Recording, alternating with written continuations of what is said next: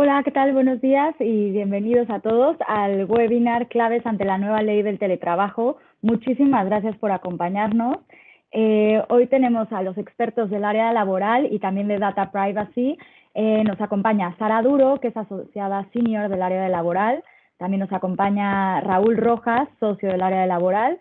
Fernando Vizcaíno, socio del área de laboral. Y Daniel López, socio de Data Privacy. Les pedimos de favor a todos que mantengan la cámara y el micrófono apagado. La primera parte de la sesión van a ser las 4 ponencias y al finalizar las ponencias vamos a dar paso a las preguntas. En ese momento ya pueden encender los micrófonos y hacer todas las preguntas que quieran. Durante la sesión pueden ir dejando sus preguntas en el chat que tenemos habilitado. También les recordamos que la sesión está siendo grabada y después la vamos a compartir en social media y también les vamos a hacer llegar a todos tanto la presentación como el video por si tienen que salir un momento antes o si quieren volver a ver el contenido. Muchísimas gracias a todos y por último recordarles que al haberse inscrito a este webinar empezarán a formar parte de nuestra base de datos. Y si no quieren que sea así, simplemente tienen que mandarnos un mail. Está todo escrito en el chat y en el mail en el que recibieron el enlace. Muchísimas gracias y doy paso a Fernando Vizcaíno, socio de Laboral.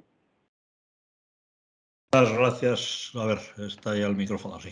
Muchas gracias, Luisa. Bienvenidos a todo el mundo.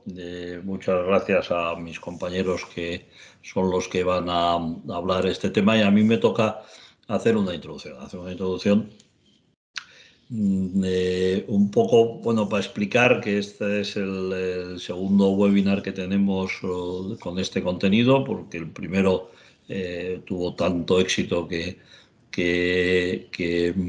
bueno, tuvimos que limitar el aforo. La verdad es que se podía haber hecho ilimitado, pero entonces no podían preguntar ustedes. Entonces lo que aquí queremos es que ustedes participen, con lo cual decidimos no limitar el aforo. Pero bueno, ahora son unos privilegiados, porque evidentemente tenemos la experiencia de las dudas y de las cuestiones que se plantearon en el anterior webinar, con lo cual ahora pues vamos a ser mucho más directos y más concretos en solucionar aquellas dudas que seguro que ustedes también tienen porque el otro día nos las plantearon. Y un poco esa es la idea de cómo lo queremos hacer, es decir, cuando ha dicho Luisa que va a haber 4 ponentes, a mí no me consideren ponente porque yo voy a hablar muy poquito, pero tampoco ni a Raúl, ni a Sara, ni a Daniel hay que considerarles ponentes, simplemente van a explicar unos puntos de la cuestión y evidentemente a partir de ahí lo importante es el debate, es un poco somos mucha gente, pero lo preferimos hacer, en vez de que manden las preguntas escritas al chat, lo preferimos hacer levantando la mano, que es una función que a mí me divierte mucho de Teams, levantando la mano y entonces va Luisa dando paso a las preguntas y a las cuestiones, que es de lo que se trata, que para que esto sea útil y para que esto sea práctico, en verdad aguantar rollazos, pues lo mejor es plantear las dudas que cada uno tenga. De lo que vimos hay 4 grandes bloques que preocupan. El primer bloque importante que nos lo aclarará, eso creo que lo hace Sara y lo hace muy bien, es cuándo se tiene que aplicar la norma que salió el 22 de septiembre, el Real Decreto Ley 2820. ¿Cuándo se tiene que aplicar? Porque teóricamente tiene la vacación legis de 20 días, pero ahí hay un montón de supuestos, como veremos, donde hacen que en la práctica no se vaya a aplicar de manera inmediata prácticamente a casi nadie. Es decir, que realmente es un poco la primera cosa que tiene que quedar clara, para que no se preocupen de ir corriendo a hacer cosas que a lo mejor no hay que hacer con tanta urgencia. Y dentro de este tema hay también un tema importante de la convivencia entre el teletrabajo que se está haciendo actualmente por motivo de la pandemia del coronavirus y el teletrabajo que se crea. Es decir, se considera, esta norma intenta ser una norma de futuro, no es una norma que se ha dictado para esta situación, aunque se ha hecho por Real Decreto Ley que tiene un carácter de urgencia, pero bueno, no se ha dictado para la pandemia, sino que tiende a quedarse en nuestro ordenamiento y a regular una materia que es el trabajo a distancia, que no estaba regulada, estaba citada en el artículo 13 del Estatuto de los Trabajadores, pero no estaba regulada. Y entonces, ¿cómo convive eso? ¿Cómo convive las situaciones de trabajo actuales con las situaciones de teletrabajo que se creen a partir de esta norma y que se considera trabajo a distancia, etcétera, etcétera? Ese es un primer bloque de temas que plantean dudas y que vamos a abordar. El segundo bloque es, bueno, esto se regula a base de lo que se llama un acuerdo de trabajo a distancia, ATD, ya todo el mundo hablamos de ATD, y entonces, ¿qué es eso? ¿Qué contenido tiene? ¿Qué tiene que tener? ¿Cómo se negocia? ¿Con quién se negocia? ¿Cómo convive con los convenios colectivos? ¿Qué se aplica en preferencias? ¿Si el ATD o los convenios colectivos? ¿Qué pasa con las materias que debe de manera obligatoria, porque lo dice el Real Decreto Ley, contener? Por ejemplo, hay una, y eso Daniel le hicieron varias preguntas el otro día, que directamente atenta un poco contra la ley de protección de datos. Y teóricamente se puede cambiar la ley de protección de datos. Entonces, todo eso teniendo en cuenta la definición que se da del trabajo a distancia, es decir, que se da dos notas características del trabajo a distancia, que es voluntario y que es reversible. Es decir, que teniendo en cuenta esas dos cosas, quiere decir que tenemos que hablar de un documento a negociar con los trabajadores de manera voluntaria, por parte de los trabajadores y por parte de las empresas. Y que además tiene que contemplar o no, esa es una pregunta que pueden ustedes hacer, si se puede renunciar a la reversibilidad de la norma. Y este es el segundo foro de debate que vamos a tener. El tercero es, y ahí es por lo que tiene lógica la presencia de Dani en la mañana de hoy, es un poco los derechos del trabajador y los derechos de la empresa en el trabajo a distancia. La ley lo primero que dice es que los trabajadores tienen un derecho de igualdad, que no pueden ser discriminados por ser trabajadores a distancia, porque realmente esto lo descubrí yo el otro día cuando leía la norma, porque yo suelo leer la exposición de motivos y el primer punto de la exposición de motivos aclara que estamos hablando de trabajo a distancia. La especie es trabajo a distancia, la subespecie es teletrabajo. Es decir, el teletrabajo es el trabajo a distancia en el que se utilizan medios técnicos de las nuevas tecnologías.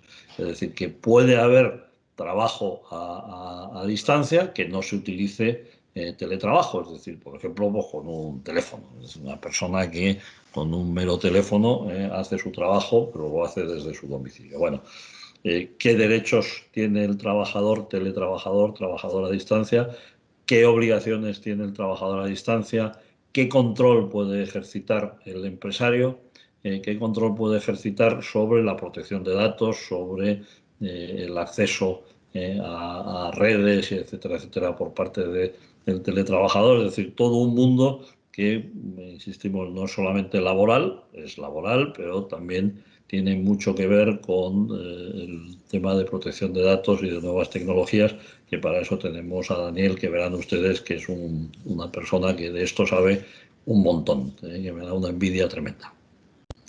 Dentro de este aspecto, yo el otro día planteaba una cuestión que es el que cambiamos un poco la naturaleza de las cosas con esta norma.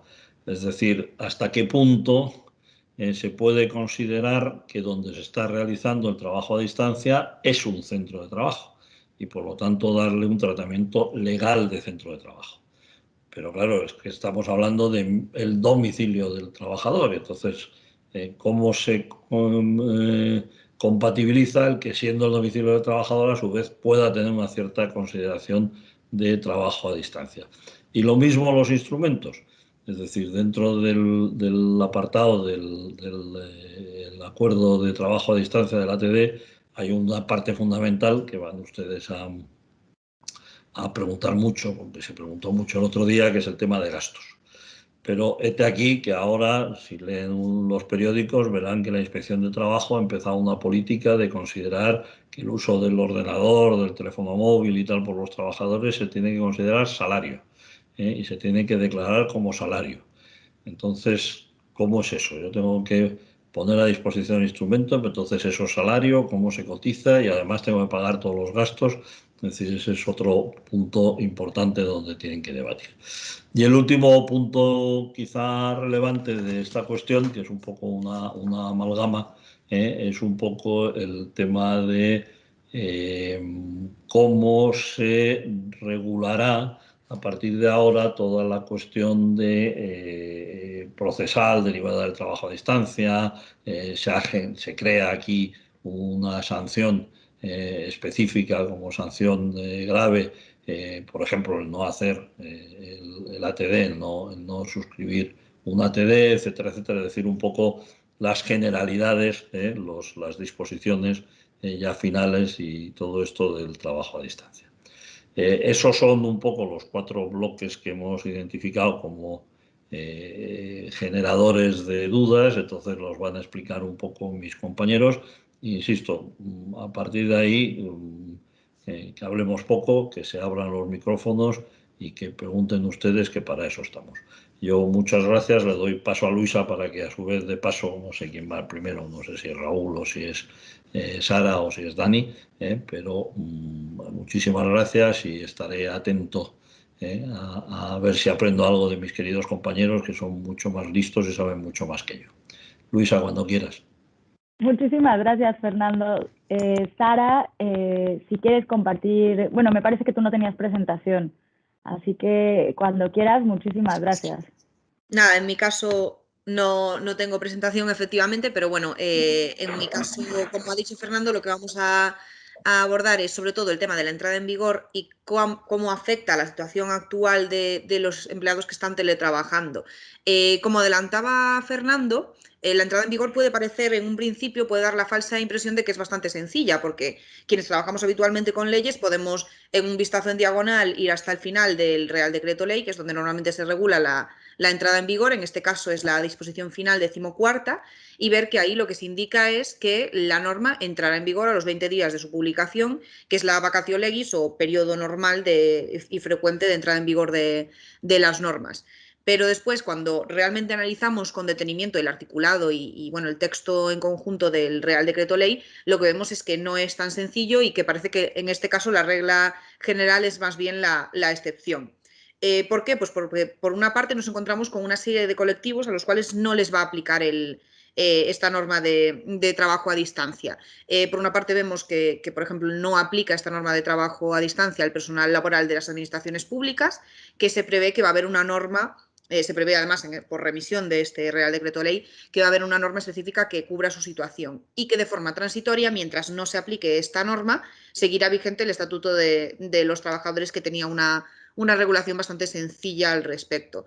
Después, tampoco va a aplicarse esta norma a quien no encaje en la definición y el ámbito funcional de este Real Decreto Ley. Este Real Decreto Ley lo que indica es que se considerará trabajador a distancia a aquel que preste al menos un 30% de su jornada en régimen a distancia, en un periodo de al menos 3 meses. Es decir, por una parte parece que se está limitando la aplicación de este Real Decreto a contratos temporales de menos de 3 meses, porque no entrarían en esa definición, y por otra parte, además, quien preste menos servicio, pues a lo mejor solamente un día a la semana en una jornada de 40 horas, no sería suficiente para la aplicación, porque estaríamos en un 20% para la aplicación de este Real Decreto Ley. Entonces se requiere una cierta habitualidad en el desempeño del trabajo a distancia.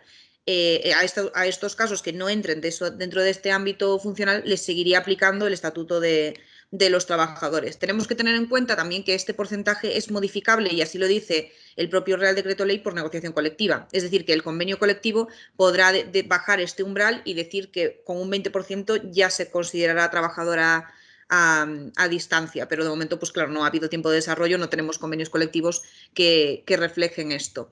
Y después también resulta especialmente importante, y es la pregunta que se hace en la mayor parte de nuestros clientes, que ya hemos empezado, claro, a recibir consultas al respecto, es qué pasa con todos aquellos trabajadores que estaban prestando servicios a distancia con motivo de, bueno, pues de toda la crisis sanitaria del COVID-19. Pues tanto aquellos que, pues como medida de contención en este momento tengan que pasar a trabajar desde su domicilio, pues por un cierre por contagio o por cualquier cuestión, o, bueno, ya sabemos que cuando se decretó el estado de alarma, el primer Real Decreto Ley que se publicó con motivo de toda esta situación de crisis sanitaria y económica también, claro, fue el Real Decreto Ley 8/2020, que es aquel que establecía, bueno, pues una serie de ERTEs nuevos para esta situación bueno, pues derivada de la crisis sanitaria. Y lo que indicaba aquel Real Decreto en su artículo 5 era el carácter prioritario del teletrabajo, si se podía acudir al teletrabajo en lugar de suspender contratos o reducciones de jornada o, bueno, pues caer en un ERTE o en un despido.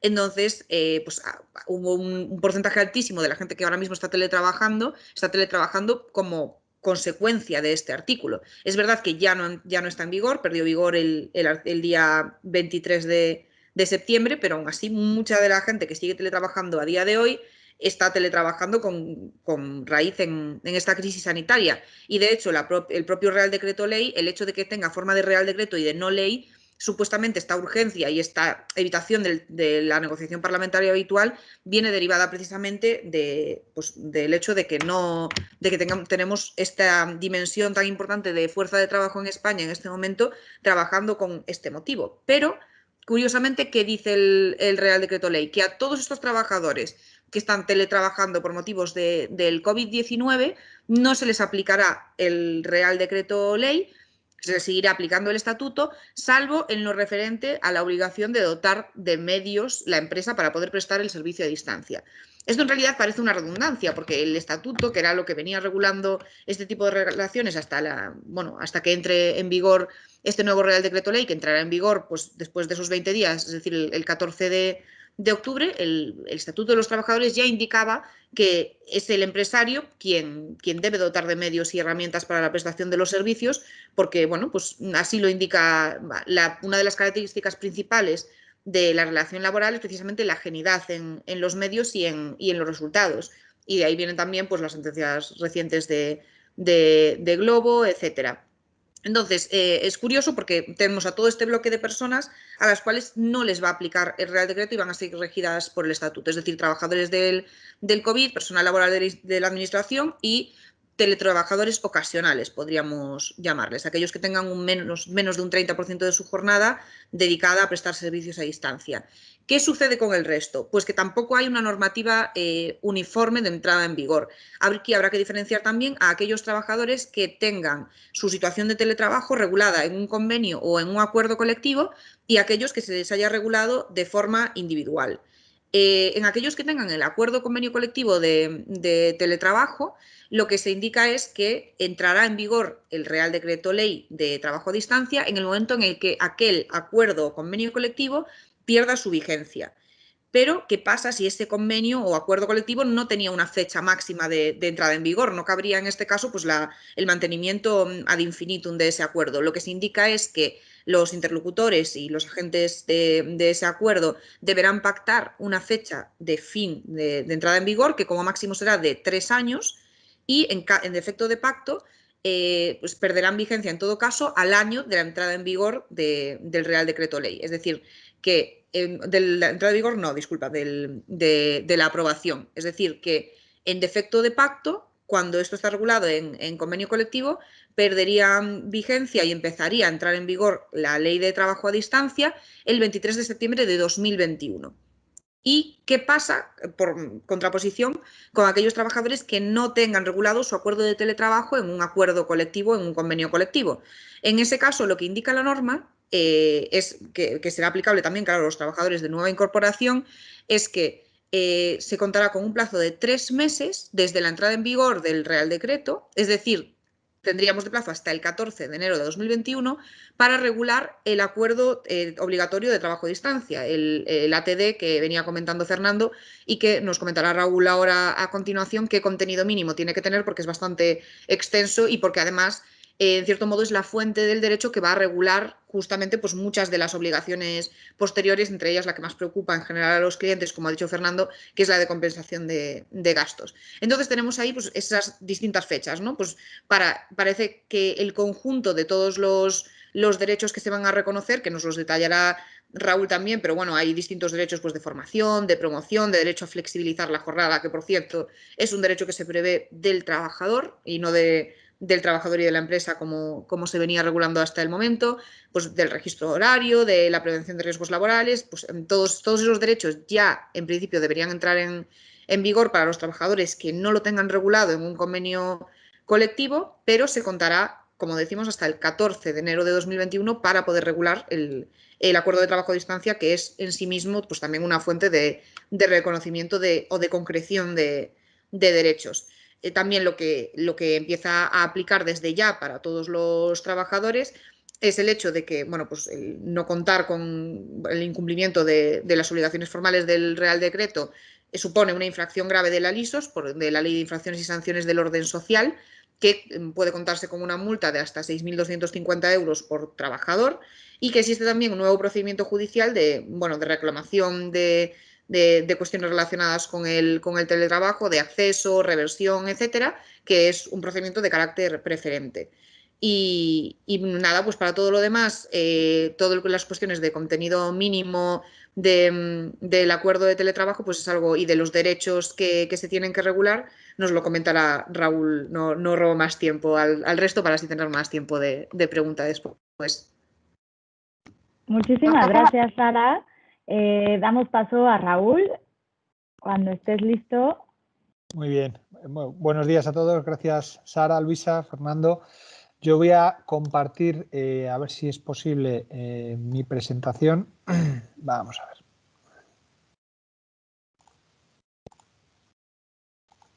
Por cierto, ¿qué tal se me escucha? Bien, se te escucha bien y la presentación también ya la vemos. Fenomenal. Oye, pues yo, como decía Sara, me voy a centrar más en el contenido de la ATV, ¿vale? ¿Qué contenido mínimo es el que establece el legislador? ¿Qué formalidades son las que llevará a cabo cuando tengamos la obligación dentro de ese periodo transitorio, ese periodo de vigencia que comentaba Sara? ¿Qué formalidades se tienen que llevar a cabo en este ATV?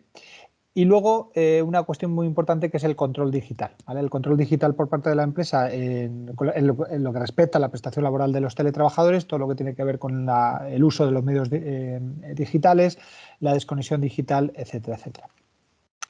Os tengo que adelantar, independientemente de estos puntos clave o aspectos claves de la ley del teletrabajo, que este Real Decreto ha sido producto de una negociación bastante complicada. De hecho, la ministra de Trabajo ya lo anunció hace unos días, que muchos de los aspectos de la ley pues requieren interpretación, pero precisamente por esa ardua negociación que en muchas ocasiones pues ha devenido en aspectos más que arrojar luz, lo que ha arrojado son aspectos oscuros que seguramente serán objeto de interpretación o bien por criterios normativos por parte de la Dirección General de Trabajo o por los propios jueces, o incluso cuando llegue un convenio colectivo que no sea de aplicación y aplique de forma concreta, por ejemplo, el tema de los gastos, ¿no? Pero sí me gustaría pues daros algunos puntos clave que ha regulado esta ley, porque lo que pretendía era ser un marco normativo completo, integral, para la situación de teletrabajo, partiendo de un marco normativo obsoleto y sobre todo muy, muy laxo, que residía en el artículo 13 del Estatuto de los Trabajadores, ¿no?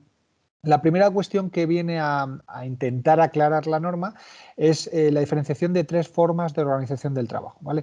Por un lado tendríamos la forma clásica de prestación de trabajo, sería el trabajo presencial, que es aquel por el cual el trabajador va al centro de trabajo de forma física y presta su trabajo, en contraposición con el trabajo a distancia, que es aquel en el que el trabajador desarrolla dicha prestación laboral pero sin acudir al centro de trabajo, ¿vale? Desde el domicilio, desde el lugar que libremente determina el trabajador. Cuando ese trabajo a distancia se realiza de forma regular, que ahora entraremos a eso, y se realiza utilizando medios digitales, medios tecnológicos, estaremos ante el teletrabajo. Por lo tanto, el teletrabajo se configura como una específica forma de organización del trabajo a distancia, ¿vale? Para que la aplicación de la norma o para que la norma sea aplicable a estas relaciones de trabajo a distancia o teletrabajo, se requiere que sea regular. Y esto era una de las cuestiones más discutidas con los agentes sociales, que se va a entender por regularidad en la prestación a distancia o teletrabajo. Bueno, pues finalmente el legislador ha optado por establecer un periodo o un margen de referencia, un periodo de referencia de 3 meses, durante los cuales se va a determinar si el trabajo a distancia o teletrabajo cubre el 30% o más de la jornada. De tal manera que si estamos ante una jornada en módulo semanal, tendríamos que como mínimo 1,5 días o más en situación de trabajo a distancia o teletrabajo, tendríamos la regularidad en esta prestación de servicios y por lo tanto de plena aplicación el Real Decreto Ley 2820. ¿Vale? Con lo cual la regularidad, 3 meses de periodo de referencia, 1,5 días a la semana como mínimo. A partir de ahí se consideraría teletrabajo o trabajo a distancia.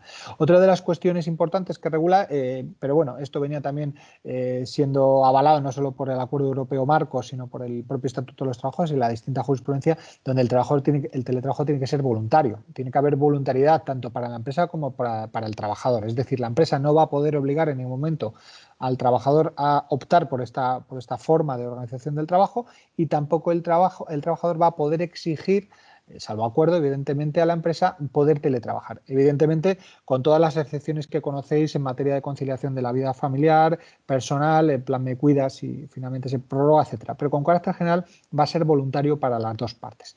Y se va a exigir, en el caso de que finalmente se acuerde esta situación de teletrabajo, se va a exigir la formalidad escrita, ¿vale? De hecho, se ha introducido una nueva infracción en la LISOS ante la ausencia de formalidad de este acuerdo de teletrabajo cuando se dan las circunstancias, como os decía, del teletrabajo regular. Por lo tanto, formalidad escrita. El otro aspecto clave que regula es que se introduce una nueva limitación del despido o incluso de modificación sustancial de las condiciones de trabajo ante determinadas circunstancias o situaciones. Por ejemplo, que el trabajador se niegue a teletrabajar, ¿vale? Hay un ofrecimiento por parte de la empresa y el trabajador se niega. No se le va a poder vía represalia ni despedir ni modificar las condiciones laborales previamente pactadas con el trabajador. O bien en la situación del ejercicio de reversibilidad, es decir, una vez que el trabajador y la empresa han pactado esa situación de teletrabajo, se firma el ATB, el hecho de que el trabajador solicite o ejercite el derecho a la reversibilidad y a poder acceder a un puesto de trabajo presencial no va a suponer o no va a poder suponer una decisión extintiva o una decisión modificativa por parte de la empresa por el mero hecho de este ejercicio de la reversibilidad. Y luego, pues por falta de adaptación a los medios técnicos, es decir, el trabajador o la trabajadora no se consigue adaptar a la situación de teletrabajo desde el punto de vista tecnológico, pues porque no consigue terminar de adaptarse, eso no va a suponer o no va a poderse justificar una modificación sustancial de las condiciones de trabajo, por ejemplo, en materia de salario, de jornada, etcétera, o incluso el despido. Todo esto está limitado por el artículo 5.2 del Real Decreto 2820. Otra de las cuestiones también importantes y que tenéis que tener en cuenta es que va a haber una prioridad para la vuelta al trabajo presencial. Esto ya se venía recogiendo en muchos convenios colectivos e incluso por el propio Estatuto de los Trabajadores. Es decir, la empresa va a tener que informar, ¿vale? Y esto se establece como una obligación de compliance laboral para las empresas, va a tener que informar a los teletrabajadores de vacantes de puestos de trabajo presenciales en la compañía. De hecho, si no lo hace, el propio teletrabajador va a poder solicitar su vuelta al trabajo presencial en el caso de que haya estas vacantes, ¿no? Y la empresa no va a poder negarse en este sentido. Se establece una serie, un elenco de distintos derechos para los teletrabajadores y una obligación correlativa para la empresa de garantizar estos derechos que vienen regulados en el artículo del 9 al 19 y entre ellos, los citaba antes Sara, el derecho evidentemente a la formación, a la promoción profesional, a la dotación de medios, que luego entraremos a ello, al pago o la compensación de gastos relacionados con los equipos y las herramientas que haya puesto a disposición la empresa. En materia de prevención de riesgos laborales, específicamente para los teletrabajadores, en materia de cuestiones ergonómicas, riesgos psicosociales, etcétera. derechos concretos en materia de intimidad y protección de datos personales, especialmente dedicado al capítulo del control digital de la prestación laboral por parte de la empresa. Derecho a la desconexión digital, que no es algo nuevo, como sabéis, ya venía regulado en la Ley Orgánica de Protección de Datos y Garantía de Derechos Digitales, en el artículo 88, pero lo que hace esta norma, bueno, pues es profundizar un poquito más en ese derecho, y luego pues una serie de derechos colectivos. Parte del legislador del principio de que el teletrabajador o la teletrabajadora no va a poder sufrir ningún tipo de perjuicio y va a ser tratado de la misma forma que el resto de trabajadores presenciales de la empresa, salvo evidentemente aquellos derechos específicamente ejercidos por el mero trabajo presencial. En el resto de los supuestos va a haber un principio de igualdad de trato tanto de los trabajadores presenciales como de los trabajadores a distancia. Otra de las cuestiones también clave que dedica un capítulo la norma, artículos 20 a 22, es la organización, dirección y control de la empresa de la prestación laboral de los teletrabajadores. Y aquí entra todo lo que tiene que ver con los criterios de uso de los medios tecnológicos puestos a disposición de los trabajadores, la desconexión digital, el respeto de la intimidad y de la protección de datos, que luego entraremos un poco también a analizar este punto y que luego dejaré a Dani López para que profundice más en ello, ¿vale? Como os decía, también introducen una nueva infracción y evidentemente una nueva sanción ante la falta o la ausencia de formalización del acuerdo de teletrabajo cuando así sea obligatorio, y con sanciones hasta 6.250 por ser una infracción grave. Y luego se establece también un nuevo procedimiento judicial que se espera sea bastante utilizado, por lo tanto pueda generar cierta litigiosidad en materia de acceso, reversión o modificación de las condiciones durante la situación del trabajo a distancia. Es decir, todos aquellos derechos que entienda el trabajador se le ha rechazado de forma injustificada, tanto en materia de acceso, como os digo, al teletrabajo, la posibilidad de revertir esa situación al trabajo presencial o incluso modificación de condiciones laborales durante la situación de teletrabajo, hay un procedimiento específico que se establece en la disposición final segunda del Real Decreto para articular ese procedimiento judicial ante los juzgados y tribunales, ¿vale? Y luego hay una cuestión también importante que es el papel predominante de la negociación colectiva, ya sea sectorial, por convenios de empresa o incluso en negociaciones con la representación legal de los trabajadores. En muchas materias se establece la posibilidad de que determinadas cuestiones, por ejemplo el mecanismo de compensación de gastos, el uso personal de medios corporativos, medidas de desconexión digital, condiciones concretas de acceso al teletrabajo, jornada mínima presencial o incluso el propio periodo de referencia de los 3 meses que se podría rebajar, quedan de alguna forma con la posibilidad de que sean negociadas por parte de los agentes sociales a través de los convenios colectivos, como digo, o dentro del propio seno de la empresa a través de la representación legal de los trabajadores. Entrando ya en faena en cuanto a la regularización del ATD, del Acuerdo de Trabajo a Distancia, ¿cuándo surge esta obligación? Pues un poco lo que os decía, las empresas, y entiendo también que los trabajadores, llevan en ese cómputo de los 3 meses, del periodo de referencia de los 3 meses, y habrá que hacer pues, un cómputo medio de los días de la semana que están en situación de teletrabajo, y si eso finalmente en ese periodo de referencia de 3 meses pues es más de 1,5 días a la semana, estaremos en situación de teletrabajo y de aplicación de la norma con obligación de formalizar el acuerdo de trabajo a distancia. Evidentemente, el periodo de referencia de 3 meses se entiende en contratos de duración de más de 3 meses. Este periodo de referencia será menor en función o en forma proporcional al tiempo de duración del propio contrato, ¿vale? Se establece también una serie de requisitos específicos en materia de menores, de contratación de menores y contrato de formación en prácticas, donde se viene a establecer pues, un límite, ¿vale? Al menos el 50% del tiempo de trabajo será trabajo presencial en los casos de los contratos de menores y de los contratos formativos o de prácticas, ¿vale? En cuanto a la formalidad y contenido mínimo del ATD, se establecen los artículos 5 a 8.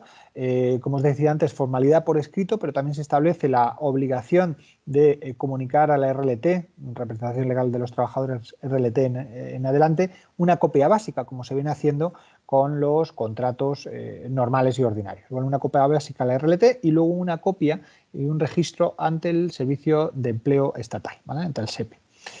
El contenido mínimo que tiene que tener, y es un contenido de mínimos, quiero decir que la negociación colectiva va a poder ampliar este contenido, va a poder ser más estricto, pero como mínimo tenemos en los artículos 5 a 8 es este contenido.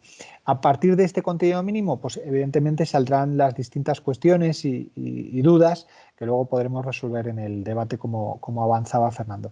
Lo primero que tenemos que incluir en este ATD es un inventario de los medios, es decir, los medios y las herramientas corporativas, propiedad de la empresa, que la empresa va a poner a disposición del teletrabajador para prestar sus servicios. Hay que establecer ese inventario, que además no solo porque sea obligatorio por el contenido mínimo, sino también es necesario saber en todo momento qué medios, qué ordenador, qué dispositivos móviles, etcétera, tiene el trabajador en todo momento, sobre todo para ejercer control, ¿vale? Para ejercer el control sobre el uso de esos dispositivos que previamente se ha puesto a disposición de los trabajadores. Pero ya partimos de la base de que sí tiene que hacer vía inventario en el ATD, que se puede hacer perfectamente a través de un anexo, ¿vale? al documento.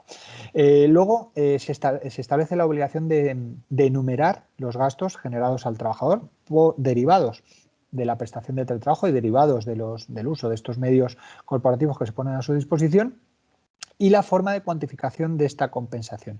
Aquí es simplemente llamaros la atención que en textos anteriores a la publicación formal de este Real Decreto se establecía, o se había establecido por parte del Gobierno, la obligación de identificar gastos directos e indirectos. Y los indirectos, como todos sabéis, pues estamos hablando de luz, de wifi, etcétera. Esto se ha eliminado del texto final y solamente se hace una referencia a los gastos que se pueda generar al trabajador. Es posible que el trabajador pueda manifestar en un momento determinado pues que no tiene gastos, porque a lo mejor en 2 días, un día y medio de teletrabajo, pues posibles gastos que pueda tener se puedan realizar en las propias instalaciones físicas de la empresa, como pueden ser los consumibles, folios, tinta, etcétera, etcétera, ¿vale? En el caso que se identifiquen esos gastos en el ATD, hay que establecer la forma concreta de compensarlos, que se pueden sufragar directamente o se pueden compensar a través de a través de nómina, etcétera, etcétera. Esto es importante también decirlo. El propio legislador lo que dice es que esta forma de cuantificar los gastos se deberá corresponder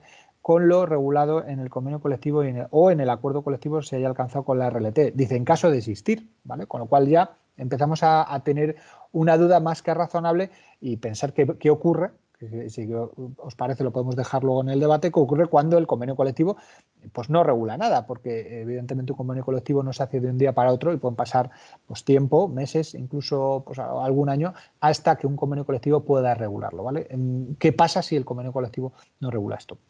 Otra de las cuestiones que ha de contenerse ese contenido mínimo del ATD es el horario de trabajo, ¿vale? En este caso el horario de teletrabajo, con posibilidad de horario flexible, como muy bien decía Sara, es una prerrogativa del trabajador, pero siempre y cuando teniendo en cuenta ese horario prefijado y las reglas de disponibilidad obligatoria, es decir, dentro de un horario acordado, qué tiempos son los que el trabajador va a estar a disposición de forma obligatoria para, no tanto para la prestación de servicios, sino para estar a disposición de la empresa, ¿no? Hay que establecer esas reglas de disponibilidad, esa posibilidad de horario flexible y el horario de trabajo a efectos principalmente de certeza jurídica, pero luego sobre todo para efectos de registro de jornada, que como sabéis ya es obligatorio desde marzo del 2019 el registro tanto de la jornada como del horario, y especialmente esta norma pone énfasis en el registro de la jornada y del horario en el caso del teletrabajo, ¿vale?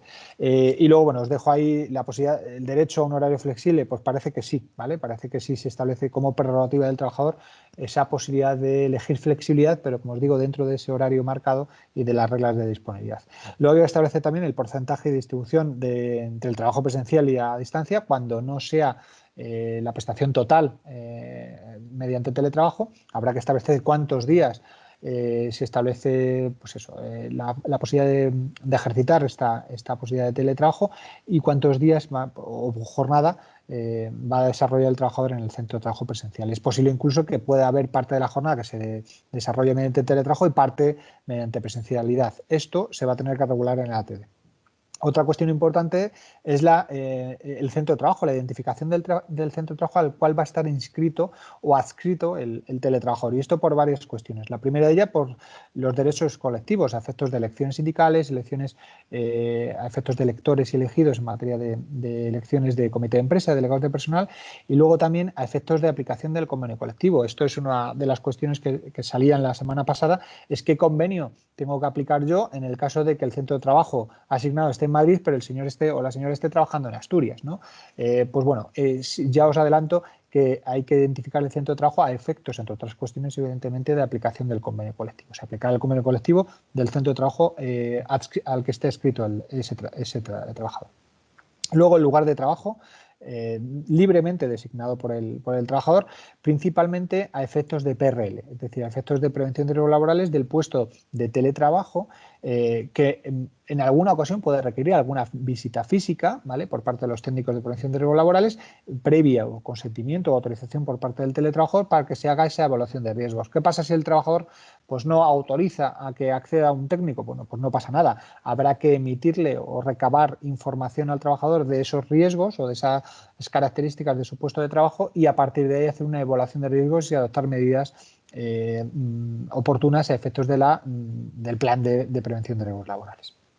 Luego, en cuanto a duraciones de plazos, etcétera, se tiene que establecer una duración concreta del plazo de preaviso en caso de reversibilidad, es decir, hay que establecer no solo la duración del acuerdo de teletrabajo, sino también el plazo que tiene tanto la empresa como el trabajador para solicitar la reversibilidad, es decir, el trabajo a presencial de nuevo, ¿vale? Es lo que llama la jurisprudencia y parte de la doctrina el periodo de prueba impropio, es decir, por el hecho de que establezcamos un periodo de prueba de teletrabajo y dentro de ese periodo de prueba se pueda solicitar sin justificar la vuelta a la presencialidad, el hecho de que se ejercite ese periodo de prueba no implica la extinción de la relación laboral, ni mucho menos. Lo que implica es la vuelta, en su caso, a ese trabajo presencial. Esto ya se regula en algunos convenios colectivos, ahí os cito algunos, el convenio colectivo de ONO o de Telefónica, donde se establecía para el caso del trabajador un periodo de 2 meses durante los cuales el trabajador podía, sin justificar o sin alegar causa justificativa, volver al trabajo presencial, es decir, revertir la situación de teletrabajo, ¿vale? Se tiene también que identificar como parte del contenido mínimo los medios de control empresarial de la actividad. Aquí está pensando el legislador en esos medios de control de las herramientas tecnológicas, el correo electrónico, el ordenador, el dispositivo móvil, etcétera. ¿Qué medidas de control va a establecer la empresa para controlar esa prestación laboral a distancia? Así como el procedimiento en caso de que surja algún tipo de dificultad técnica, donde tiene que acudir el trabajador ante el departamento de sistemas, puede escribir un correo electrónico solicitando la solución de esas dificultades técnicas, etcétera, etcétera. La duración del acuerdo, que como os decía antes, se tiene también que establecer. El legislador no establece ningún tipo de duración máxima o mínima, esto entrará dentro de lo que libremente acuerden las partes o de lo que se haya regulado en los convenios colectivos. Así, por ejemplo, por volver a repetir el ejemplo, el de ONO del de Telefónica establecía las duraciones de 1 año de este tipo de acuerdos de teletrabajo, con un periodo de reversibilidad en algunos casos de 15 días, como es el caso del convenio colectivo de ONO o en el de Telefónica de 2 meses, ¿vale? Una vez finalice la duración de ese acuerdo inicialmente pactado, se podrá prorrogar o se podrá dar por finalizado dicho acuerdo con la reversibilidad al trabajo presencial. Y por último, las instrucciones impartidas por parte de la empresa, en este caso con participación de la representación legal de los trabajadores en materia de protección de datos y seguridad de la información, que luego os explicará y ahondará Dani López, ¿vale? Entrando ya a algunas de las cuestiones que se puedan plantear en materia de contenido mínimo y sobre todo de condiciones laborales durante la situación de teletrabajo, pues la primera pregunta que surge es si cabe la posibilidad de modificar las condiciones del acuerdo de teletrabajo, ¿vale? El legislador se adelanta en esta cuestión y en el artículo 8 lo que viene a decir es que cualquier modificación que se haya pactado previamente con el trabajador que forme parte del acuerdo de teletrabajo deberá ser objeto de acuerdo de nuevo entre la empresa y el trabajador. Es decir, la empresa de forma unilateral no puede cambiar la proporcionalidad o el porcentaje de presencialidad o el salario o el plus de teletrabajo que haya acordado con él de forma unilateral y injustificada de ninguna forma. Va a tener que ser objeto de acuerdo entre las partes. ¿Cabe la posibilidad, esta es otra pregunta, de una modificación sustancial de condiciones de trabajo en materia de teletrabajo? Bueno, pues el artículo, por ejemplo, 5.1 establece que no cabe la imposición del teletrabajo ni por la vía del artículo 41 del Estatuto de los Trabajadores. Es decir, si tenemos una situación de trabajo presencial y alegamos causas objetivas, técnicas económicas, etcétera, para implementar el teletrabajo de forma unilateral, esto no lo voy a poder hacer vía 41. Tiene que ser necesariamente acuerdo voluntario con la contraparte, en este caso con el trabajador. Esto es aplicación de la doctrina del Tribunal Supremo que venía y de los tribunales de suplicación que venían dictándose en los últimos años en este sentido, donde es necesaria la voluntariedad, principio que recoge el Real Decreto 2820. Por otro lado, tampoco cabría la modificación sustancial de las condiciones de trabajo ante la negativa a teletrabajar, que esto os lo adelantaba antes, el ejercicio de la reversibilidad o la falta de adaptabilidad o dificultades técnicas al teletrabajo. La empresa no va a poder acudir o no va a poder alegar causas objetivas para implementar una modificación sustancial derivada de estas situaciones. Luego hay otra de las cuestiones que regula el Real Decreto que te viene a decir que el trabajador tendrá derecho a no sufrir ni perjuicios ni modificaciones en las condiciones laborales por esas dificultades técnicas u otras, y aquí el legislador lo deja ahí un poco al aire, que fueran de carácter eventual. Dificultades eventuales, temporales, etcétera, no van a poder suponer que la empresa pueda realizar esas modificaciones sustanciales, ¿vale? En cuanto al control digital de la prestación laboral en el teletrabajo, esto viene regulado en los artículos 14, 17 y 18 del Real Decreto y establece algunas cuestiones importantes que tenéis que tener en cuenta y que de alguna forma o bien vienen a traducir la jurisprudencia tanto del Tribunal Constitucional como del Supremo desde el año ya 2007 hasta ahora en materia de proporcionalidad de control laboral digital, o bien vienen a ratificar lo previsto en la Ley Orgánica de Protección de Datos y Garantía de Derechos Digitales en esta materia. Por ejemplo, se establece la posibilidad, y me atrevo a decir yo la necesidad también, del control de la prestación laboral por parte de la empresa. Es decir, la empresa está habilitada, está facultada perfectamente para realizar o para implementar medidas de control de la prestación laboral a distancia o mediante teletrabajo. Y digo yo necesidad porque ante una ausencia del control, es decir, cabe la posibilidad de que mandemos o se manden los trabajadores a teletrabajar sin ningún tipo de control, ante un mero indicio, y esto ya viene recogido por la jurisprudencia, de realización de horas extraordinarias, la ausencia de control por parte de la empresa va a conllevar el reconocimiento de esas horas extraordinarias que esté reclamando el trabajador en cuanto pues, acredite algún indicio de que está realizando esas extensiones de control de jornada y además no hay ningún tipo de medidas de control por parte de la empresa. En cualquiera de los casos, las medidas de control se van a tener que realizar con respeto a la intimidad y al derecho a la protección de datos y por extensión al resto de derechos fundamentales del trabajador, es decir, secreto de las comunicaciones, etcétera, que es algo que viene ya regulando tanto la jurisprudencia del Tribunal Constitucional, os dejo ahí una sentencia, una de las sentencias digamos más sonadas, 7 de octubre del 2013, o el caso en el ámbito del TJUE, el caso Barbulescu, o más recientemente el Tribunal Supremo en el caso Inditex, es decir, todas estas sentencias y la jurisprudencia que viene ahora a ratificar el legislador a través de este Real Decreto, lo que viene a establecer es que las medidas de control deben ser idóneas, necesarias y proporcionales para el objetivo previsto, que no es otro que el control de la prestación laboral de estos trabajadores. Hay una de las cuestiones que también introduce el legislador y viene reconducido también vía jurisprudencia, que es la prohibición. La empresa no va a poder, ¿vale? No va a poder exigir a los trabajadores la instalación de aplicaciones en dispositivos personales, aplicaciones corporativas.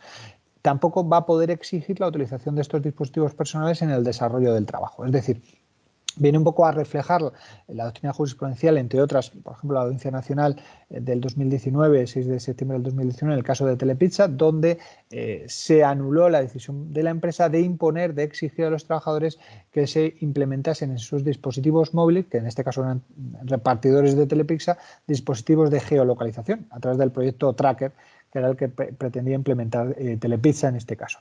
Lo que viene el legislador a decir es que la empresa no va a poder exigir que el trabajador ni que aporte dispositivos personales ni que en sus dispositivos personales se incorporen dispositivos corporativos, o ya sea de geolocalización o ya sea de control. Es decir, en los dispositivos corporativos sí que se va a poder hacer, o bien se va a poder pactar, porque esto no lo dice el legislador, se va a poder pactar de forma voluntaria con el trabajador esa posibilidad de aportar sus medios personales vía políticas beyond device, pero siempre con un acuerdo de voluntades, no por mera exigencia o decisión unilateral de la empresa.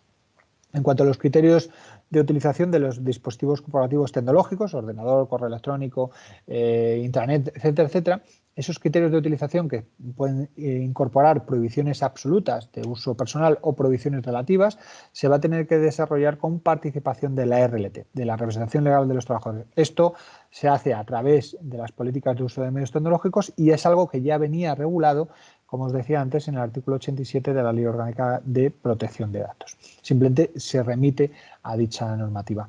Luego, la posibilidad del uso personal de dispositivos corporativos, cabe la posibilidad de establecerse siempre con acuerdo voluntario con el trabajador o bien vía convenio colectivo. Esto es una novedad que introduce el legislador, que a través de los convenios colectivos se van a poder establecer estos criterios de uso personal de los dispositivos propiedad de la empresa. Se establece también o se reitera el derecho a la desconexión digital en el teletrabajo, en la misma línea de la regulación del artículo 88 de la Ley Orgánica de Protección de Datos, donde se establece exactamente las mismas obligaciones, es decir, la obligación de establecer una política de desconexión digital, la obligación de dar participación a la representación legal de los trabajadores y la obligación de negociar esas concretas modalidades o medidas de desconexión digital que, en cualquiera de los casos, van a poder también ser reguladas por los convenios colectivos. Y por último, se establece la obligación de seguir garantizando, evidentemente, el registro de la jornada digital, de la jornada de trabajo, del horario de trabajo, teniendo en cuenta esas especiales circunstancias de flexibilidad de la jornada, reglas de disponibilidad, etcétera, etcétera. Pero la empresa va a tener que seguir asegurando ese registro, en este caso, pues a través, evidentemente, de medios tecnológicos. Y hasta aquí mi intervención. Luisa, damos paso al siguiente ponente. Gracias. Muchísimas gracias, Raúl. Daniel López, socio de Data Privacy, cuando quieras. Perfecto, pues muchísimas gracias, Luisa, y un poco enlazando además con las diferentes cuestiones que ya han sido puestas encima de la mesa.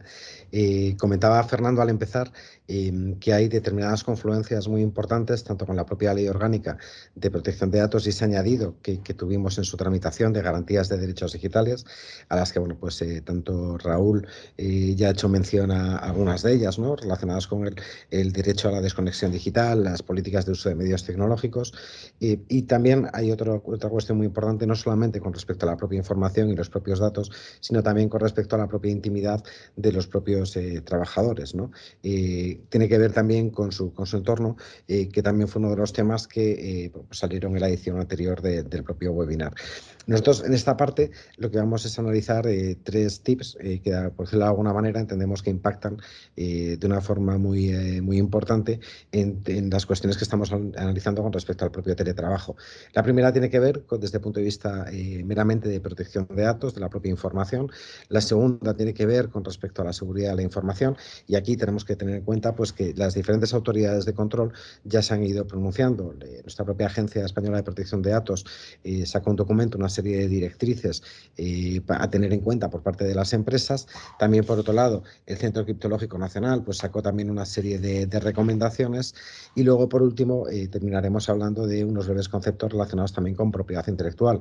No solamente tenemos que tener en cuenta que estamos hablando de la protección del dato desde ese componente personal, teniendo en cuenta que puede llegar a identificar a alguien en un momento determinado, sino también de ese know-how de cómo afecta también a los propios procedimientos, a la propia información generada dentro de la empresa, qué condición puede tener eso dentro de la propia concepción de secretos empresariales en un momento determinado, y cómo una fuga de esa información puede llegar a afectar incluso al propio modelo de negocio o a tener un valor de alguna manera frente a nosotros por parte de la propia competencia, ¿no?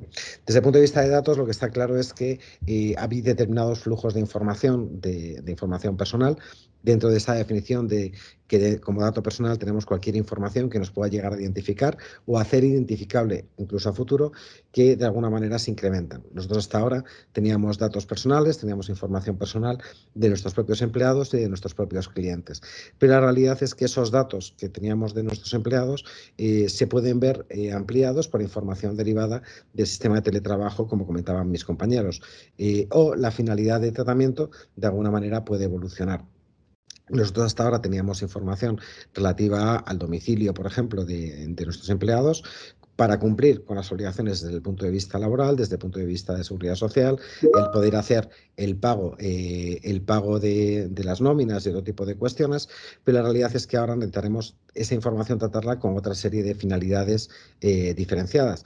Por ejemplo, con respecto a cuestiones relacionadas con el propio mantenimiento informático, a cuestiones relacionadas con seguridad o la propia dirección IP, donde de alguna manera puede haber determinadas confluencias. Con lo cual, de alguna forma, lo primero que tendremos que analizar es, con todas esas cuestiones que ya han sido puestas encima de la mesa, es qué información adicional yo puedo tener con respecto al propio empleado, qué información yo hasta ahora tenía para determinadas finalidades muy concretas y voy a utilizar para otra tipología de finalidades diferenciadas. Y eso es algo que tendré que analizar también desde el punto de vista de riesgos. A lo largo de este webinar ya ha salido en diferentes momentos el análisis de riesgos que tenemos que llevar a cabo para implementar este tipo de políticas y cumplir con la nueva norma, ¿no?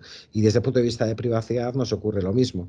Ese análisis de impacto que marca la normativa, ese registro de tratamientos que tenemos que tener actualizado en todo momento, que al final es esa fotografía dinámica que de alguna forma tenemos que tener dentro de la propia empresa, tendremos que incrementarla con esa propia información. Con la parte de datos de clientes, tiene mucho que ver con las cuestiones relacionadas con seguridad. Al final yo hasta ahora venía de trabajar contra un CRM, contra unos servidores, a través de la propia empresa, donde había determinadas cuestiones que quedaban securizadas. Tenía un entorno de red determinado, tenía unas conexiones seguras, pero en el momento en que estoy metiendo en esa coctelera otra serie de factores que a priori pueden llegar a salir del ámbito de control de seguridad, tendré que adoptar medidas adicionales. Pasamos de un modelo previo al Reglamento General de Protección de Datos, en el que se hablaba de unas medidas muy tasadas, y el Reglamento General de Protección de Datos lo que hablaba es, al final, de que esas medidas de seguridad tienen que estar de alguna manera adaptadas al riesgo que podemos de alguna manera tener, a las propias circunstancias, con lo cual de esos son los aspectos que analizaremos. Todo ello viene al final de ese artículo 32 del Reglamento General de Protección de Datos, donde habla de qué diligencias tenemos que tomar desde el punto de vista de seguridad. Comentaba Fernando al principio que la normativa de protección de datos juega un rol muy importante, y ya ha salido también en otros momentos, donde quizás ese añadido que tuvimos de garantías de derechos digitales con respecto a la desconexión digital, con respecto a la utilización y la política de uso de medios tecnológicos, y de alguna manera como con respecto a las cuestiones relacionadas con el propio control laboral, ese artículo 23 del Estatuto de los Trabajadores, o con las propias políticas de uso de medios tecnológicos, debemos de seguir respetando el derecho a la intimidad de las propias personas y de los trabajadores, algo que a priori puede parecer sencillo en las propias oficinas, pero que, por decirlo de alguna manera, tenemos que extremar esa precaución con respecto a la postura de teletrabajo cuando el propio empleado está trabajando, por ejemplo, desde su propio domicilio. Eso tiene una vertiente importante también relacionada con su nivel de exposición. Y tiene que ver también con una parte de cuidado por parte del propio empleado del nivel de exposición. En los últimos meses, con el confinamiento, estado de alarma y luego posteriores diferentes estados, pues lo hemos visto incluso en las propias noticias, como algún pequeño descuido en una emisión de una noticia, en el momento de intervenir en un medio determinado, pues tiene un montón de revuelo desde el punto de vista público, incluso afectando a la esfera íntima de las propias personas. Con lo cual es fundamental también que el empleado, a la hora de participar en determinados aspectos, tome también esa serie de diligencias para que las cuestiones, y sobre todo lo que entra dentro de su ámbito personal, queden también clarificadas. Hablábamos también desde el punto de vista de seguridad de la información, y aquí es uno de los aspectos más importantes que podemos tener encima de la mesa. Ese control que podemos tener sobre el propio data, sobre la propia información, al final queda en manos de un tercero. Y me explico.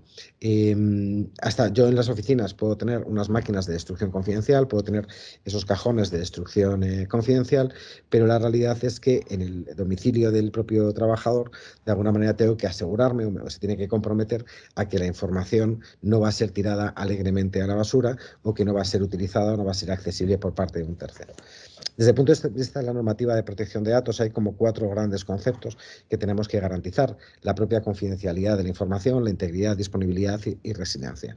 En el caso de la confidencialidad, esto juega ese rol fundamental que estamos comentando, igual que la adopción de medidas, por ejemplo, con respecto a que la información no sea accesible, que utilicemos una duración concreta de la propia sesión, que de alguna manera utilicemos, por ejemplo, redes seguras a través de VPNs, por ejemplo, y también el mecanismo a través del cual yo puedo cerciorarme de que esa información, de que esas medidas de seguridad siguen activas. No basta simplemente con que yo las instale el primer día que le doy el portátil a mi empleado, sino que de alguna manera tengo que hacer esos ciclos de control, algo que la propia Agencia Española de Protección de Datos, en las recomendaciones que traslada, viene a poner encima de la mesa.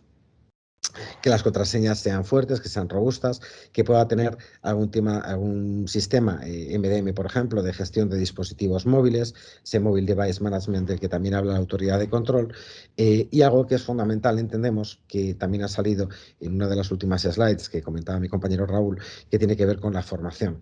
Ya la propia normativa en materia de protección de datos habla de la necesidad de formar a los propios empleados.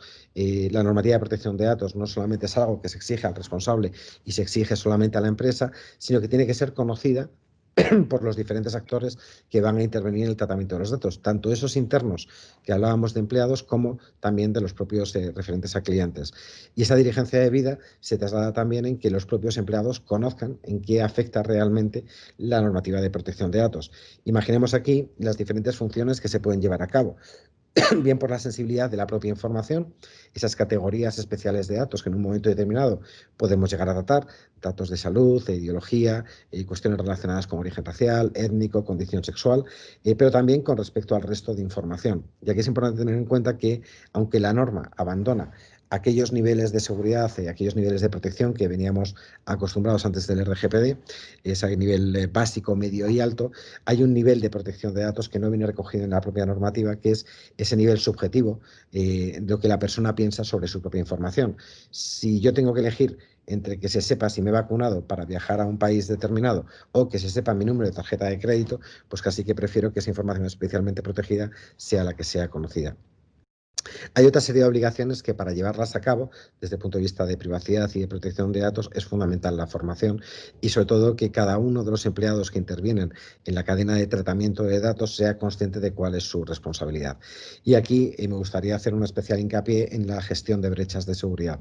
En los últimos meses, y es algo que con la pandemia se ha multiplicado, creo que continuamente estamos leyendo en medios de comunicación, en redes sociales, noticias, medios especializados o generalistas, de alguna manera que estamos continuamente expuestos y que cada vez son más esas brechas de seguridad que las empresas están sufriendo. Bien, porque afecta a la propia disponibilidad de la información, ese malware que se me instala en un momento determinado en un equipo informático y que me impide acceder a la propia información, al propio CRM, a las propias bases de datos, salvo que haga el pago, habitualmente en una moneda tipo el propio Bitcoin, donde se pierda la trazabilidad y sometida a un chantaje directamente.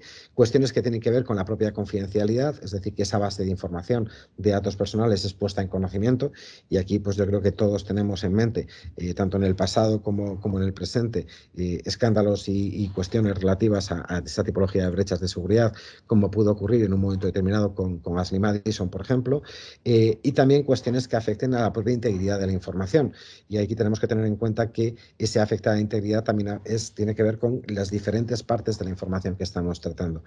El Reglamento General de Protección de Datos establece esa obligación de comunicar las brechas de seguridad en el plazo de 72 horas desde que hemos tenido conocimiento.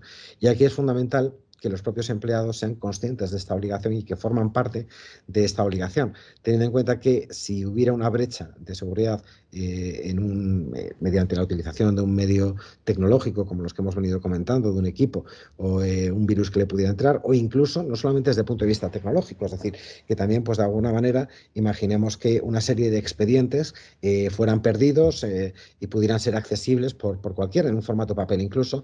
De alguna manera, si ese empleado no levanta la mano y nos hace conscientes de que se ha producido ese hecho, difícilmente podemos cumplir con la obligación de notificación en 72 horas.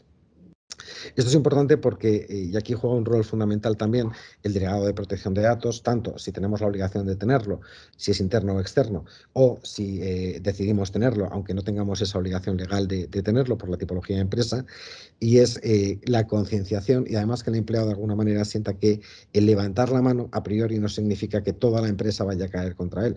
Es decir, luego después habrá determinadas responsabilidades, habrá determinados aspectos, pero es fundamental esa concienciación por parte de los propios empleados. Y esta concienciación, de alguna manera, viene a reforzarse con un concepto muy importante y algo que nos afecta bastante desde el punto de vista también de las propias sanciones dentro de la empresa. Y es que estaríamos hablando que la no notificación de una brecha de seguridad podríamos encontrarnos ante una infracción muy grave que tiene un apellido de 20 millones, hasta 20 millones de euros o el 4% de facturación global de la empresa sobre el ejercicio anterior. Y en este aspecto, ¿qué es lo fundamental cuando hacemos esos cálculos? Es cierto que para llegar a esos 20 millones de euros la brecha ha tenido que ser y los incumplimientos han tenido que ser muy flagrantes, pero hay una cuestión muy asociada también a ese impacto económico que tiene que ver con el daño reputacional. Que mi entidad bancaria en un momento me llame para decirme que mis datos de mi cuenta bancaria, tarjeta de crédito y toda mi información ando dando vueltas por algún país que no se sabe muy bien cuál es, pero que no me preocupe, porque la información va a estar controlada, pues el impacto, aparte del sancionatorio que puede tener o las posibles responsabilidades que puede llegar a haber posteriormente desde el punto de vista de vulneración de derecho al honor, intimidad, propia imagen, etcétera, pues de alguna manera es muy elevada junto con ese daño reputacional y la propia confianza. En paralelo, tenemos que tener en cuenta que cuando hablamos de ese derecho fundamental a la protección de los datos, está muy ligado, el artículo 18 de la propia Constitución, a ese derecho a la intimidad, a la propia imagen, tanto la intimidad personal, familiar, como el derecho al honor. Y en este sentido, tenemos que tener en cuenta que dentro de esas posibles responsabilidades ya no está solamente la parte sancionatoria por parte de la autoridad de control, sino que también pueden derivarse, en base a esa ley orgánica 1/82, otro tipo de indemnizaciones relacionadas con, desde el punto de vista civil con estos hechos. Por último, dos últimos apuntes que me gustaría hacer para dar paso al debate, que como bien comentaban mis compañeros, creemos que es lo que más nos puede enriquecer a todos. De alguna forma, tenemos que tener en cuenta, por un lado, lo relacionado, comentábamos, con la parte de propiedad intelectual. Al final no solamente es el dato personal, sino que es la información que genera el dato personal, esta información que me permite segmentar el mercado, el dirigirme a un sector concreto, a un target concreto al que quiero llegar a impactar, o que incluso mi propio modelo de negocio lo llega a evolucionar. Ese es el concepto del know-how que vamos teniendo en la propia empresa y donde en ocasiones ese know-how juega un papel fundamental en el desarrollo y en la estrategia, no solo presente, sino a futuro. El hecho de adoptar esta serie de medidas de seguridad, de control de los propios dispositivos, el poder tener un buen cortafuegos, un buen antivirus, el realizar auditorías periódicas desde el punto de vista de seguridad, todas esas cuestiones que hemos marcado, esas recomendaciones del Centro Criptológico Nacional, por decirlo de alguna manera, me sirven también para proteger y evitar esas fugas de información que, aunque no incluyan datos personales, desde luego juegan un rol muy importante. Y el último bloque de cosas que me gustaría poner encima de la mesa es la elección de nuestros proveedores. Hemos venido hablando en diferentes momentos de herramientas que podemos llegar a utilizar para garantizar ese derecho a la desconexión digital, el cómo utilizamos nuestros dispositivos móviles, incluso hemos hablado un poco por encima también de esas políticas Bring Your Own Device que de alguna manera tienen que ser pactadas con el propio empleado, la representación de los trabajadores. Esos mecanismos o cuestiones de cómo gestionamos el acceso también a las propias redes corporativas o cómo se gestiona la información. Y aquí habitualmente tiramos contratamos con proveedores tecnológicos que nos facilitan todas estas cuestiones. Pues la Agencia Española de Protección de Datos pone también el dedo encima de esta cuestión.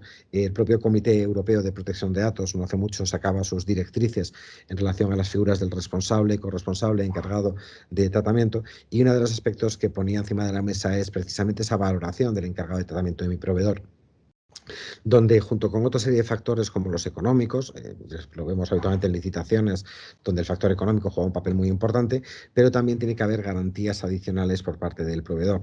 Cuestiones relacionadas con seguridad de la información, comentábamos, que no nos enteremos a raíz de una brecha de seguridad que nuestro proveedor o no tiene un antivirus, o no tiene un firewall, o no tiene la forma de poder actuar, o que incluso nos habló de una ISO 27001, esa ISO relacionada con seguridad de la información, como si se aplicara para toda la empresa, pero sinceramente la tenía simplemente en un ámbito muy reducido de su propia empresa.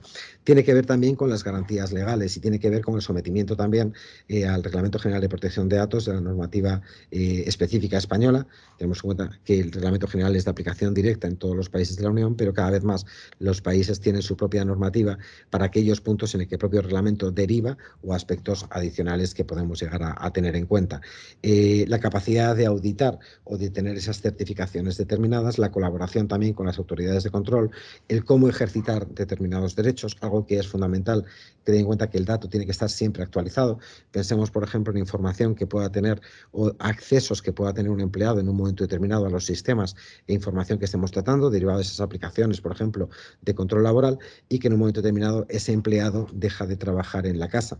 Pues lógicamente habrá que paralizar o bloquear esa información y, por otro lado, en esos permisos que pudiera llegar a tener ese empleado de alguna manera, para evitar fugas de información, deberán de estar perfectamente constatados. Yo, por mi parte, creo que hasta aquí vemos un poco los aspectos fundamentales que marca la propia normativa y de cómo aterrizarlo, y, por supuesto, a disposición para cualquier cuestión, duda que podáis tener en el debate, ¿no? Muchísimas gracias, Dani. Muchísimas gracias a los tres ponentes. Pues vamos a dar paso a las preguntas. Si quieren, pueden utilizar la opción de levantar la manita para ir haciendo las preguntas. Ya tenemos la primera. María, adelante, María José.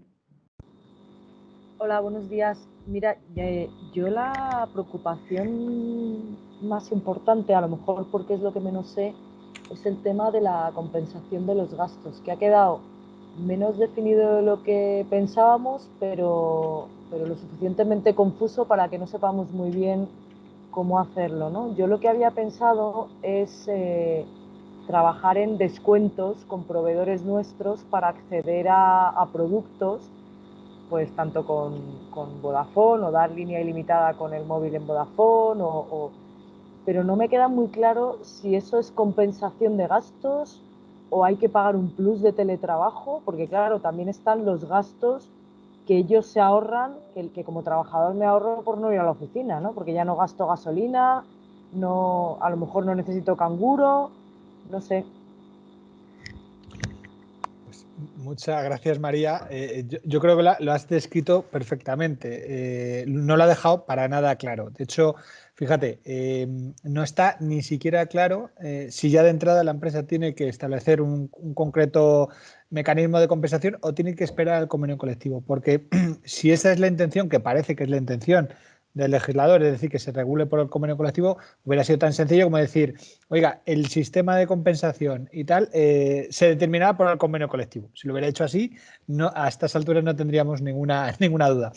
Esto no lo ha hecho así. Y es más, dentro del contenido mínimo se establece que uno de los factores que hay que incluir es la determinación de los gastos que va a tener ese trabajador. Y además, cómo se van a compensar. Es decir, en principio no hay que esperar al convenio colectivo, ¿vale? Más allá de qué entendemos que considerar como gasto o como herramienta. Por ejemplo, había algún artículo que decía, oye, ¿la wifi qué es? ¿Una herramienta o un gasto? ¿No?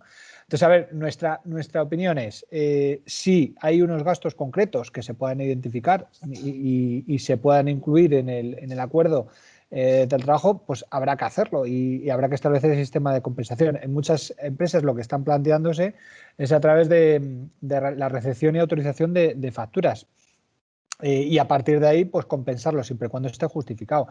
Otra de las opciones que se planteaban en el anterior webinar es, oye, es que a lo mejor el trabajador, como tú muy bien apuntabas, a lo mejor no tiene ningún gasto y los pocos gastos que pueda tener yo se los sufrago a través de proveedores externos. Pues a lo mejor habrá que establecerlo, articularlo de esa forma, ¿vale? De tal manera que si hay algún gasto X, esto está compensado, está sufragado por la compañía a través de un proveedor X, sin perjuicio de lo, a lo mejor quizá esa coletilla puede estar interesante, sin perjuicio de lo que establezca, en su caso, el convenio colectivo, ¿vale?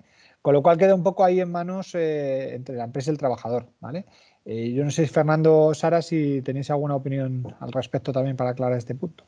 Yo iba a decir lo que lo has dicho, lo del convenio colectivo, es decir, yo creo que aquí el legislador está, bueno, el legislador, el gobierno, porque esto es un Real Decreto Ley, está convencido de que va a ser difícil que empresarios y trabajadores se pongan de acuerdo en esos gastos, insisto, gastos los que sean gastos, porque el ordenador y el teléfono móvil y tal me lo van a considerar salario, lo gasto, y por lo tanto a ver cómo se regula. Y va hecho dos guiños. Uno es la posibilidad de compensar los gastos estableciendo algún tipo de complemento salarial. Es decir, que en vez de pagar los gastos directamente, se establezca un complemento salarial que las partes entiendan que compensan esos gastos. Y el segundo guiño es el que decías tú, Raúl, el tema del convenio colectivo. Es decir, que no excluye, pero complementa, no sé, el ATD con lo que pueda establecer los convenios colectivos sobre pagar esos gastos. Yo el otro día en broma decía, vamos, no lo decía en broma, lo decía literal, ¿no? Que una de las cosas que hay que contemplar, y por cierto que he oído hoy en la radio un anuncio al respecto, con lo cual lo que era para mí una broma, pues no es tan broma, es el asiento, que el asiento sea ergonómico y que no me estropee la espalda. Bueno, pues eso lo tiene que pagar la empresa, teóricamente sí, es decir, la adaptación de mi puesto de trabajo a las normas de prevención de riesgos laborales, pues también lo tendrá que pagar la empresa. Esto va a ser el mayor foco de conflicto, yo creo, en el momento de negociar los ATDs, y ya desde ahora digo que no pregunten mucho ustedes sobre este tema porque no sabemos demasiado, salvo que el empresario tiene que pagar, este baile lo paga el empresario. Porque lo dice la ley, vamos, que lo tiene que pagar absolutamente todo. Pues muchísimas gracias. Vamos a la siguiente pregunta. Ignacio Morate, si puedes encender el micrófono y hacer la pregunta. Hola, buenas. Mira, nada, es un poco relacionada con esta pregunta. Es el tema de los desplazamientos que puedan surgir entre el lugar de trabajo y los centros de trabajo.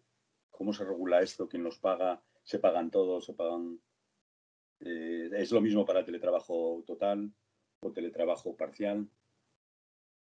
Bueno, aquí lo que tendríamos que tener en cuenta, gracias por la pregunta, sería, por una parte, si realmente el teletrabajo parcial es suficientemente parcial, es decir, es menos de un 30% de la jornada para que no se aplique el Real Decreto Ley en una primera instancia, y entonces estaríamos en las circunstancias del estatuto, pero suponiendo que sí que estamos en esta regulación del trabajo a distancia, lo que dice la regulación sobre el contenido mínimo del acuerdo de teletrabajo, del ATD que venimos comentando, es que se tiene que indicar a qué bueno, por una parte, cuál es el lugar de trabajo a distancia elegido por la persona trabajadora, es decir, es el trabajador quien decide dónde va a trabajar, ya sea su domicilio, un centro de networking o de coworking o dónde, y después también se tiene que indicar como contenido mínimo el centro de trabajo de la empresa al que queda adscrito, pues a efectos de sus deberes ya que ya sabemos que tienen los mismos derechos, pues de participar a efectos de representación de los trabajadores, de que se le compute,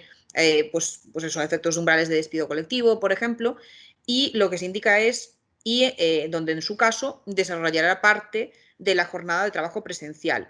Entonces, si estamos en un escenario en el cual pues he pactado que 3 días de la semana esta persona va a estar en un centro de trabajo en físico de forma presencial y 2 días en su casa, esos desplazamientos al centro de trabajo, como forman parte de su prestación de servicios habitual, no se tienen que compensar ni pagar de ninguna forma. Si, sin embargo, es un trabajador que de forma habitual está prestando servicios desde su domicilio o desde el centro, el lugar que haya designado, pero que no son las oficinas de la compañía, y puntualmente se tiene que desplazar a clientes fuera de su municipio, etcétera, pues ahí entraría lo que indique el convenio colectivo de aplicación. Entonces, habría que ver el caso concreto y cómo se regula, pero la mayor parte de los convenios colectivos de este país, pues sí regulan un derecho a compensación de dietas, gastos, pernoctaciones, etcétera, cuando se sale del municipio donde el trabajador está prestando servicios.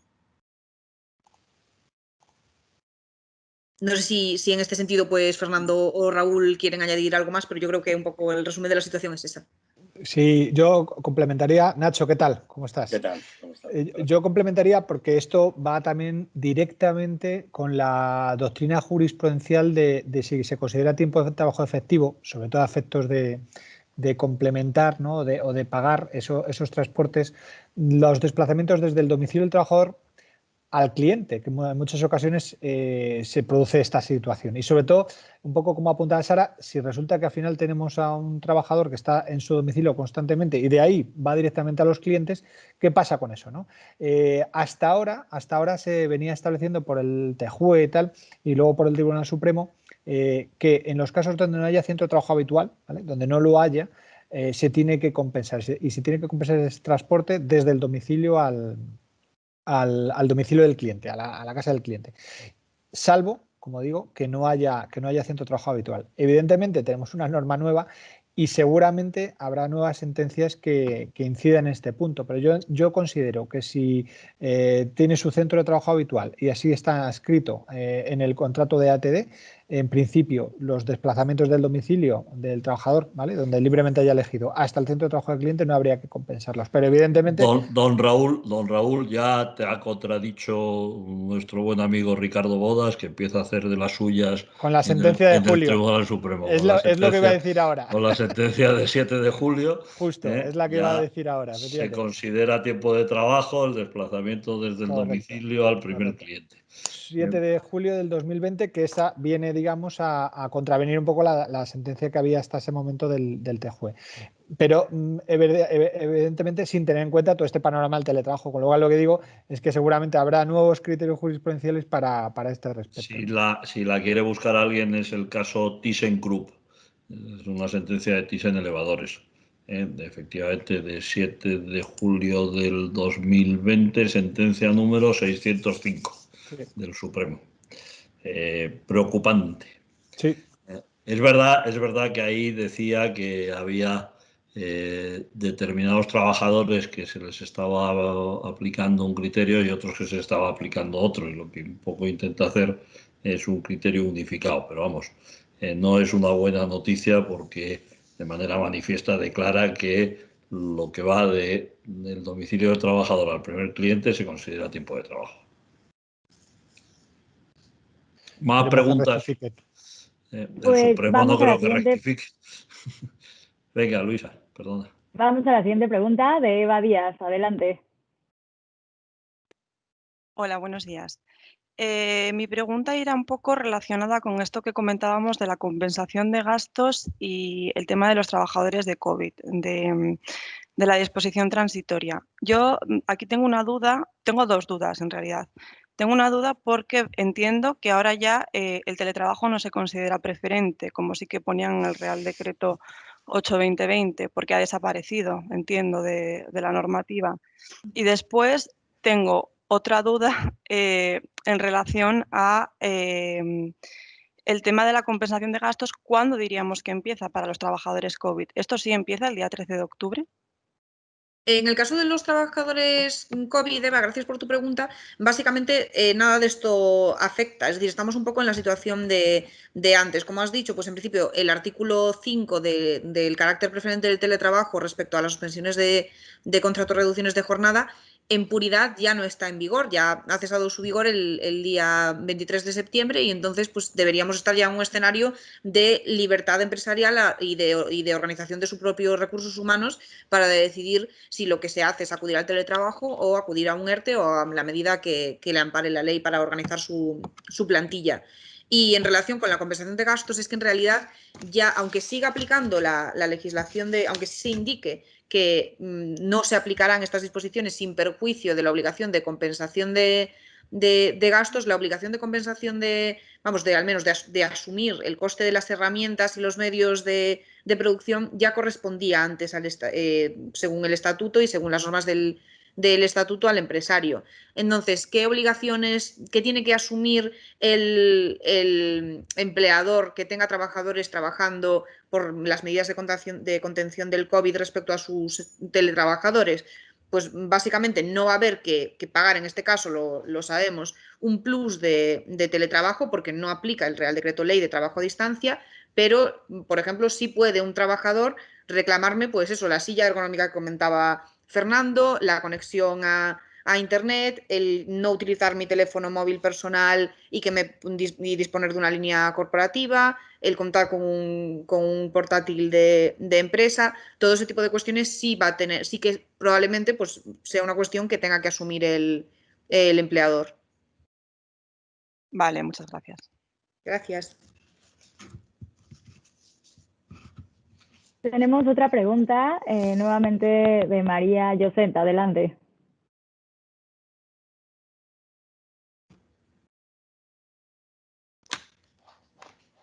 Adelante, María.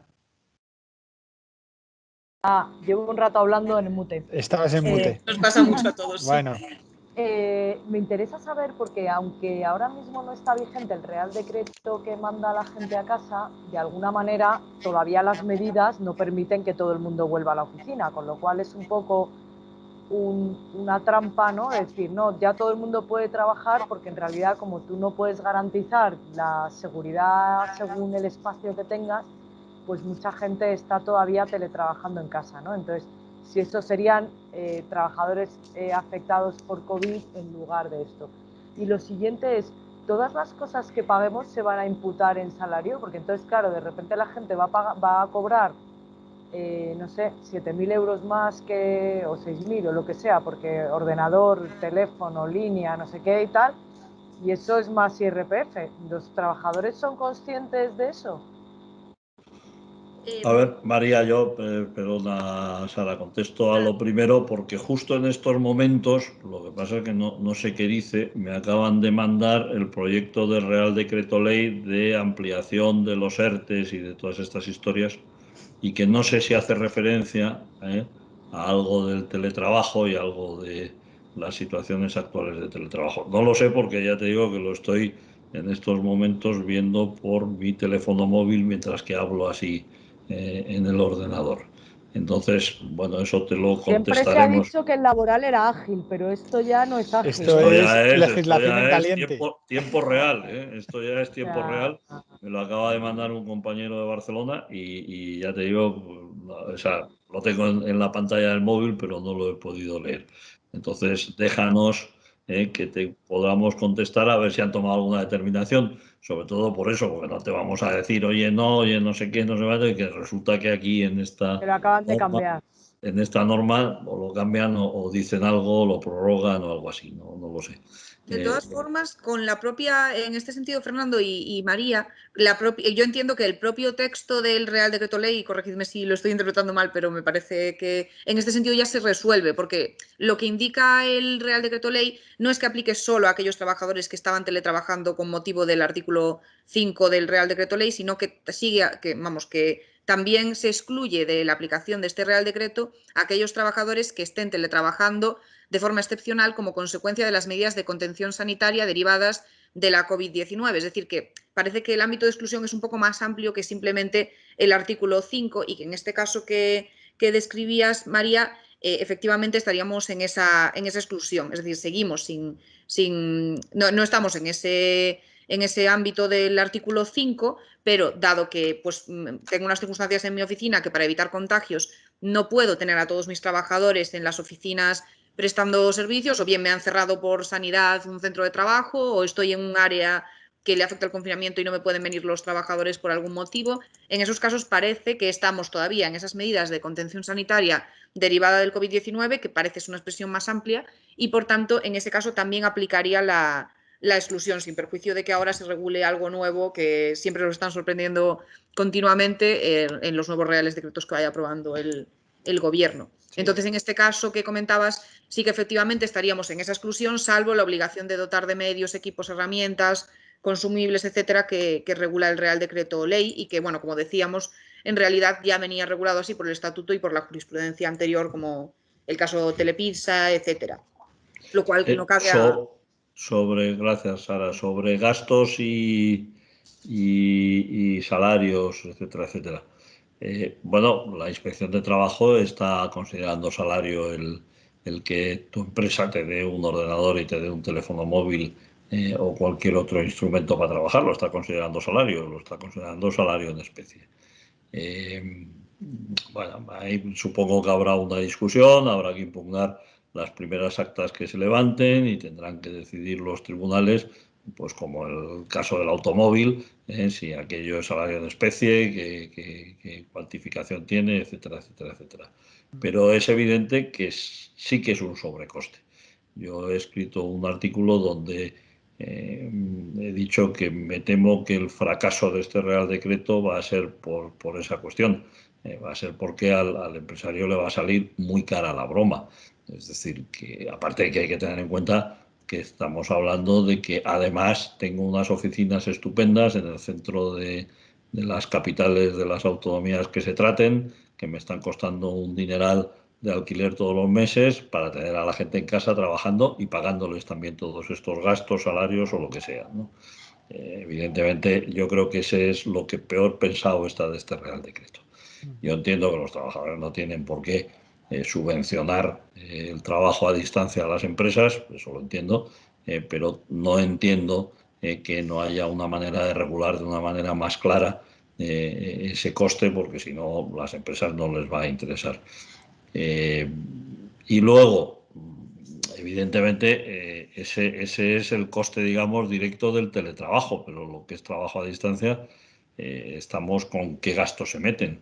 Es decir, decía Raúl el wifi. Bueno, pues el wifi, si haces teletrabajo, parece evidente. La luz, que parte de la luz, no sé, el agua, es decir, que no puedo beber un vaso de agua. Es decir, es que es muy complicado, porque ahora estamos convirtiendo un domicilio, salvo que, como decía Sara, se opte el teletrabajador por trabajar en un espacio de estos, ¿cómo les has llamado? Coworking. Coworking. Joder, es que usáis unas palabras tan raras. Unas oficinas de estas que estén al lado de su casa y que sea el que se designe, pero si no, si es mi casa, es que es muy complicado. ¿Qué gastos vamos a meter ahí? Yo me temo que la mayor quiebra de este Real Decreto y donde va a haber verdaderos problemas va a ser en ese tema. Hasta que, probablemente en negociación no con los trabajadores, sino con los sindicatos, se establezca una tabla rasa de, mire usted, vamos a pagar tanto y esto contiene tanto, tanto y tanto cuanto. Se metan los convenios colectivos y se reproduzca en las ATDs. Vamos, no sé, Raúl, si estás de acuerdo conmigo, pero... Sí, sin duda que el atractivo de esta norma, digamos que se oscurece un poquito por esta falta de concreción, porque al final las empresas, incluso el trabajador, no saben muy bien qué pedir y la empresa no sabe qué dar, con lo cual, ante el temor de que esto pueda ser muy caro, como dices tú, yo creo que muchas empresas, pues a lo mejor van a ser reticentes a aplicar el teletrabajo, ¿no? Pero yo sí quería dar un par de recomendaciones sobre las dos cuestiones que han tratado Sara y Fernando. La primera, efectivamente, salvo prórroga, que está estudiando ahora mismo in situ, Fernando, del artículo 5, es decir, del tema de la opción preferente, hay una normativa COVID ahora mismo que es la de la nueva normalidad, que es el Real Decreto 21, ¿vale? El Real Decreto Ley 21 del 2020, que es el que actualmente rige en la situación COVID. Y ahí se establece la posibilidad de potenciar el teletrabajo, ¿vale? Con lo cual, ciertamente, la realidad es que muchos trabajadores están en esta situación de trabajo todavía por determinadas medidas de contención. Yo ahí recomendaría, dado que no tenemos la vigencia de momento de ese artículo 5, pues tener algún informe del Servicio de Prevención de Riesgos Laborales que aconseje el mantenimiento de la situación de teletrabajo como medida de contención ante posibles contagios. De tal manera que tendríamos un amparo normativo del Real Decreto 21 y un informe de prevención de riesgos laborales para justificar esa situación, un poco para encajarlo en esa disposición adicional que comentaba Sara. Y en relación con la retribución en especie, yo creo que ahí donde están incidiendo tanto la inspección de trabajo como la tributaria es, oye, que está muy bien que usted deje un ordenador corporativo, pero si usted no establece ningún criterio de uso, yo voy a presumir que hay un uso personal. Y ahí es donde está el problema, o sea, en el uso personal de estos dispositivos, por ejemplo, como el coche. Entonces, la recomendación es tener unas políticas de uso de medios tecnológicos claritas, con unas prohibiciones bien claras, prohibiciones de usos personales, y ahí a lo mejor efectivamente tener una cobertura normativa interna para decir, oiga, efectivamente este señor o esta señora tiene un ordenador corporativo, pero solamente y exclusivamente para uso profesional, con lo cual aquí no se entiende ni se puede presumir un uso privado y por lo tanto tampoco una retribución en especie. Yo creo que por ahí van los tiros, ante esa falta de regulación interna por parte de las empresas, que está viendo la inspección pues un filón de oro, vamos. Claro. Yo quiero hacer una pregunta a Daniel, no porque le tengamos siempre al pobre de invitados, sino porque el otro día, estudiándome el Real Decreto me preocupó mucho, porque no sé si sabes, seguro que sí, esto es una manera de hablar, seguro que sí que lo sabes, pero en el Real Decreto Ley dice que el tema de protección de datos, como contenido obligatorio del ATD, tiene que ser negociado con la representación de los trabajadores. Entonces yo creía, o sea, es lo que quiero preguntarte, ¿cómo lo ves?, que eso era obligatorio, es decir, hay una ley que lo establece y que te impone una serie de materias. Entonces, ¿qué facultad le da a la negociación? ¿Puedo cambiar la ley de protección de datos y de seguridad informática? No lo sé. Es decir, porque según está redactado, teóricamente soy con los representantes de los trabajadores con los que tengo que tratar el tema de protección de datos. ¿Cómo lo ves? Anda, dinos algo de eso, porque yo me quedé ojoplático, te lo confieso. Yo creo que no es la mejor redacción la que el legislador ha utilizado en este caso, y es algo que lógicamente, pues como tú bien dices, genera un montón de dudas y de cuestiones, ¿no? Primero porque estamos hablando de un derecho fundamental que además es irrenunciable, que además, bueno, de alguna manera difícilmente voy a poder pactar cuestiones concretas sobre un derecho que no puedo renunciar a ello, como es el derecho a la privacidad y a la protección de datos, y que además en la normativa laboral lo encontramos que en diferentes momentos se hace mención expresa a él. Es decir, cuando hablamos de ese Estatuto de los Trabajadores del 23 y hablamos de control laboral, se hace una mención expresa a respetuoso también con la intimidad de las personas, determinadas cuestiones, ¿no? Yo, tal y como lo entiendo, es que en ese artículo concreto intenta mezclar el legislador dos cuestiones que en cierta medida no tienen mucho que ver. O sea, tienen el hilo conductor de la protección del dato, de la protección de la información, pero lo junta con la parte de seguridad de la información. Y creo que poco acertado, porque entiendo que realmente lo que está hablando es más de esa política de uso de medios tecnológicos, más de esas cuestiones relacionadas con seguridad de la información que tienen que ser aplicables y cómo esa tecnología también puede ser utilizada para otros aspectos, pero no tanto con respecto a que yo tenga que negociar con un sindicato en concreto si tengo unos derechos en materia de protección de datos o no. Creo que viene más por juntar de repente tanto en ese artículo como en otros en que se hace mención a la parte de derechos, en dos aspectos que comentábamos. O sea, si bien tienen por objeto la protección del dato y de la información, tanto personal, desde el punto de vista de empleados, como también de los clientes, lo junta y hace al final como una especie de mix. En este caso creo que es más una cuestión de redacción y de cómo juntan las cosas que otra cuestión. No es algo extraño, porque ya lo vimos en su momento cuando analizamos el derecho a la desconexión digital, que no sabíamos si era un fallo en la redacción o era intencionado el omitir el concepto de representación legal de los trabajadores y hablar solamente de representación de los trabajadores. Pero en este caso creo que es que han intentado hacer una especie de mix juntando determinadas cuestiones, no sé si por espacio de la norma o por intentar sintetizar, y mezclan dos conceptos que desde luego jurídicamente no tiene que ver uno con el otro, ¿no? Sí, yo dije el otro día también que el legislador cada vez escribe peor y que mezcla mejor, pero vamos, te agradezco que lo aclares, porque creo que es un punto importante que tiene que quedar claro. Doña Luisa, ¿más preguntas? Muchísimas gracias, Daniel. Y vamos a la siguiente pregunta. Es de María Gómez Sousa. Adelante. Hola, ¿me oís? Sí. Sí, perfecto. Mira, yo tengo una duda y además en el despacho se plantea ver cómo lo hacemos. Nosotros hasta ahora teníamos el sistema de teletrabajo por todo el tema del confinamiento, ¿vale? Bueno, cada uno teletrabajábamos en nuestra casa con nuestros equipos informáticos y se nos adaptó el tema de que nos llegaba la información para poder entrar en el servidor y toda esa historia, ¿vale? Ahora nos volvemos a incorporar todos al despacho y no sé si sabéis que en Madrid no sabemos si nos van a confinar.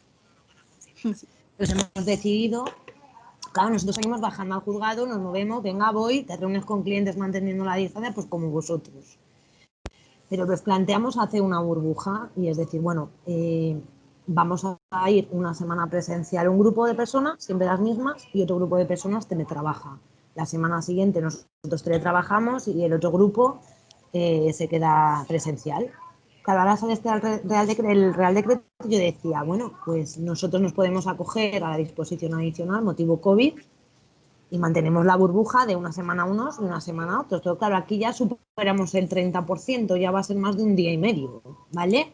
Porque van a ser al final 2 semanas al mes y nos ponemos a contar. Claro, ahora vendrá el tema de los portátiles. O sea, todo el mundo querrá, si te trabaja desde casa, yo antes sí utilizaba mis medios, pero ya no le voy a querer utilizar mis medios, voy a querer que me des un portátil, voy a querer el tema de la wifi, y el otro día hablábamos del tema de los gastos. Yo ya no sabía, pues yo llevo el área laboral de decir, mire, me traiga la factura, que me diga la unidad familiar que hay y dividimos la factura de la luz entre el número de miembros que viven en la casa, entre el número de días, porque es que es rocambolesco. Y tengo dudas de si yo tengo que hacer el acuerdo o no tengo que hacer el acuerdo, porque la medida no sé cuánto va a durar. la achacamos al COVID, pero no sé si van a ser 3 meses, 5 meses, medio año, no lo sé. Bueno, Pues yo no sé, sí, no, ahora yo nos pisamos. Hombre, yo entiendo que estás hablando de un rebrote y que estás hablando de medidas de la Comunidad de Madrid que os pueden llevar a tomar esa determinación. Yo esta mañana he tenido un juicio, estaba en el juzgado y precisamente se lo he preguntado al juez. He dicho, señoría, ¿y qué va a pasar? Y entonces el juez me ha dicho muy serio, mire usted, no va a pasar nada porque salvo que vuelvan a hacer un estado de alarma y a confinarnos a todos, cosa que no parece que sea así, lo que se va a limitar es la movilidad para que te vayas a la playa a Valencia, pero lo que no se va a limitar evidentemente es el trabajo, ni ir a tu centro de trabajo, ni ir a tu juzgado, ¿no? Y por lo tanto yo creo que aquí te vas a salvar en el sentido de aplicar que esto sigue siendo por COVID y por lo tanto que está excluido de la aplicación del Real Decreto Ley.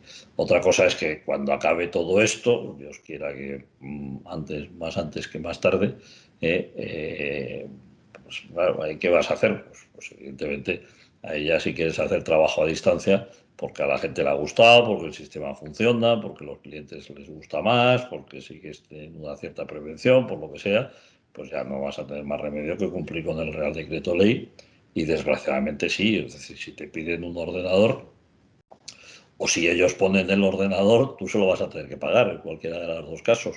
O le vas a tener que facilitar un ordenador que, como estamos diciendo, lo van a considerar salario, o yo voy a usar mi ordenador, pero me tendrás que poner un complemento salarial o me tendrás al menos que pagar eso como gasto. Sí o sí, es decir, eso es así. Es decir, aunque ahora, insisto, yo creo que de momento te puede salvar por considerarlo un COVID. No sé, Sara, si querías decir algo más. No, básicamente era justo eso. Yo estoy totalmente de acuerdo con el análisis que hace Fernando. En principio, en vuestro caso, aunque estéis en el 50%, por eso de que se podría considerar como una medida de contención ante el COVID, os libraríais de la aplicación del Real Decreto Ley, pero eso, como veníamos comentando en toda la ponencia, sin perjuicio de que sí va a haber que asumir esos costes de las herramientas y de los consumibles necesarios para prestar la actividad. Entonces, en los ejemplos en concreto que ponías del ordenador y pues la tarifa de internet o lo que sea, está bastante claro que sí vais a tener que facilitar un ordenador corporativo para prestar servicios. Es que ya era obligatorio de antes, en realidad, porque pues, en ese sentido la Audiencia Nacional y el Estatuto han sido claros y no se le puede obligar al trabajador, salvo que se pacte en una política BIOD por escrito, de forma voluntaria y tal y como venía indicándose en el título 10º de la Ley Orgánica de Protección de Datos, no se podía obligar ya de antes a los trabajadores a que pusiesen sus ordenadores personales al servicio de la actividad productiva.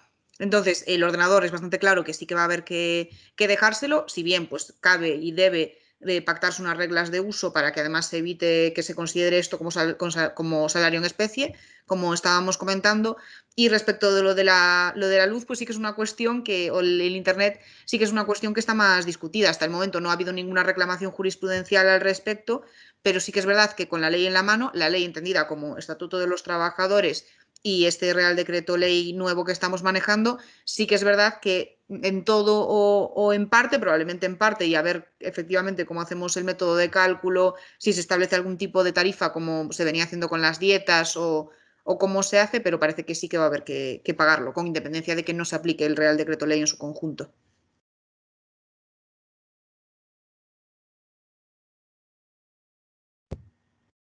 Tenemos otra pregunta de Eva Díaz. Adelante, Eva. Hola, disculpa porque ya he hecho preguntas antes, no sé cómo vamos de tiempo. Simplemente tengo dos preguntas otra vez. Una es sobre el tema de la reversibilidad del acuerdo de trabajo. Sí que me gustaría ahondar un poco más en esto porque quiero saber exactamente qué implica. Implica que, por ejemplo, si tengo un trabajador que está teletrabajando porque en su momento lo decidió, a los 6 meses decide volver a la oficina, tengo que tener un puesto asignado para esta persona, por ejemplo, dentro de mi oficina.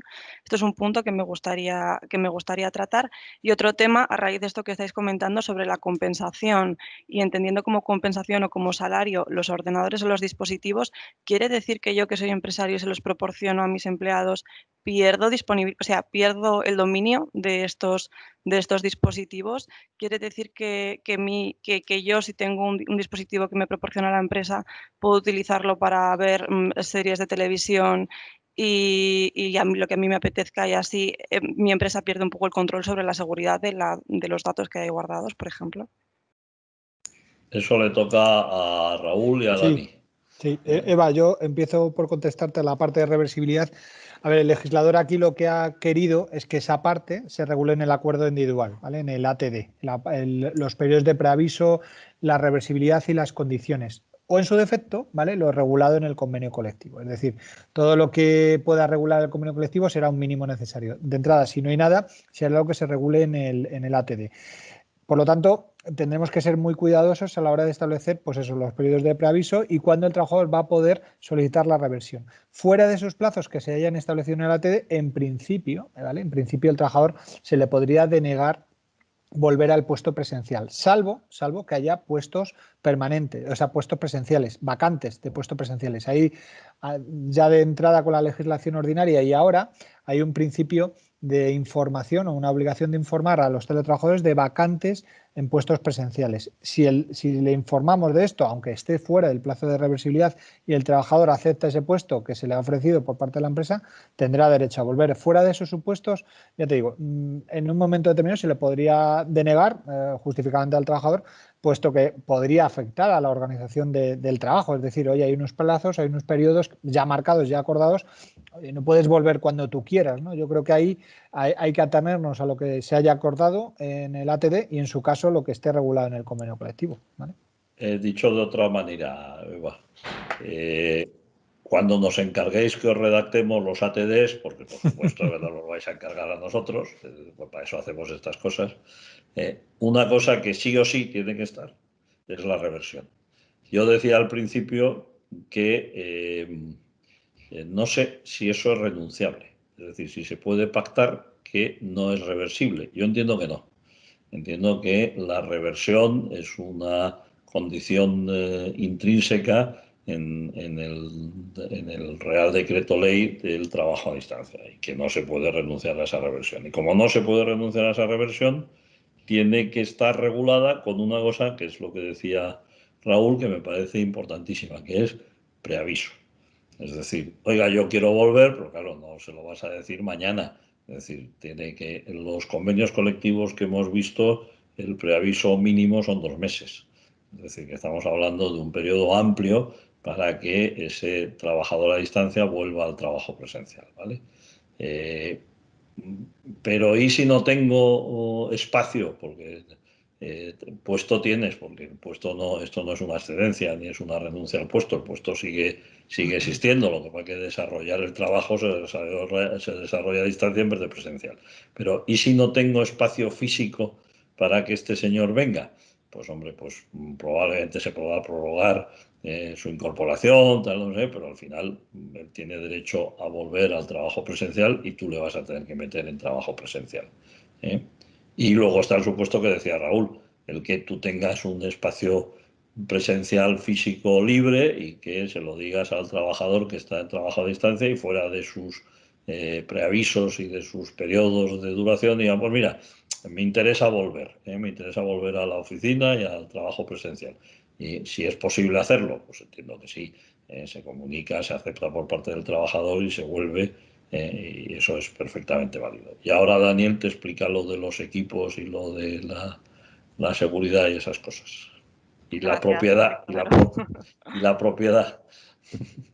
Esto enlazando con lo que comentaba Fernando, por supuesto que también lo podemos ver en cuando redactemos esas políticas de uso de medios tecnológicos a la par que las otras cuestiones que comentaba, ¿no? Yo creo que hay una cuestión importante y ha salido también en este webinar, y es que con respecto a los equipos de la propia empresa, y ahí no solamente pensemos en los propios ordenadores portátiles, sino también podría pues, ser teléfonos móviles, etcétera.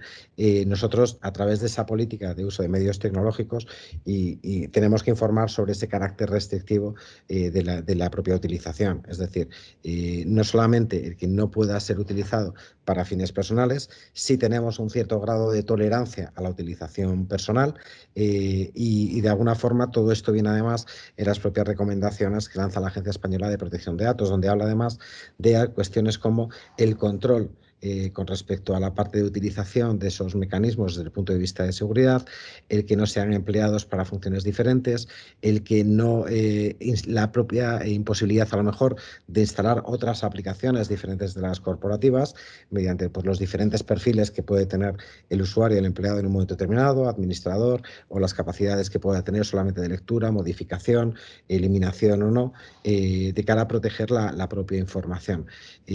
Con respecto a esto también hay otra cuestión muy importante, y es no solamente es la información que pueda llegar a contener ese equipo o que pueda realizar en un momento determinado, es decir, parece que a priori hay cuestiones que entendemos que no, que en todas las mentes pues aparece que no deberíamos hacer, pues tener un equipo informático que de alguna manera lo que me permita es instalar un programa peer-to-peer en el que yo esté bajando películas continuamente, aparte de que desde el punto de vista de propiedad intelectual no parece que sea el escenario más correcto.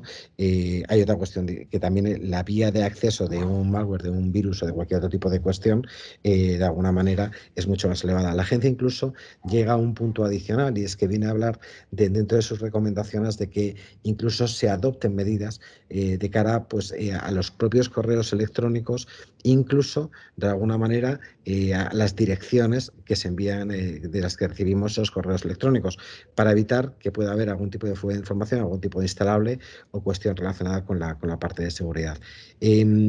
Con todo esto, y respondiendo un poco ya de manera más concreta a tu pregunta, partimos de esa parte de información que deberíamos dar a los empleados, donde habláramos del escenario más restrictivo, es decir, que el equipo informático que se le facilita, igual que las redes, etcétera, están exclusivamente para temas de trabajo, ver si de alguna manera queremos tener un cierto grado de tolerancia o de permisibilidad a la hora de utilizar determinadas aplicaciones o acciones, que en un momento, esto nos pasaría también en el formato físico, en las propias oficinas. Si yo tengo un empleado que quiere ir a sacar el billete de avión porque se va a ir de vacaciones, y las dos opciones que tengo es que vaya a la agencia de viajes en persona o que saque el billete a través de internet en el equipo que tiene la oficina, pues a lo mejor me es más rentable que lo saque directamente ahí.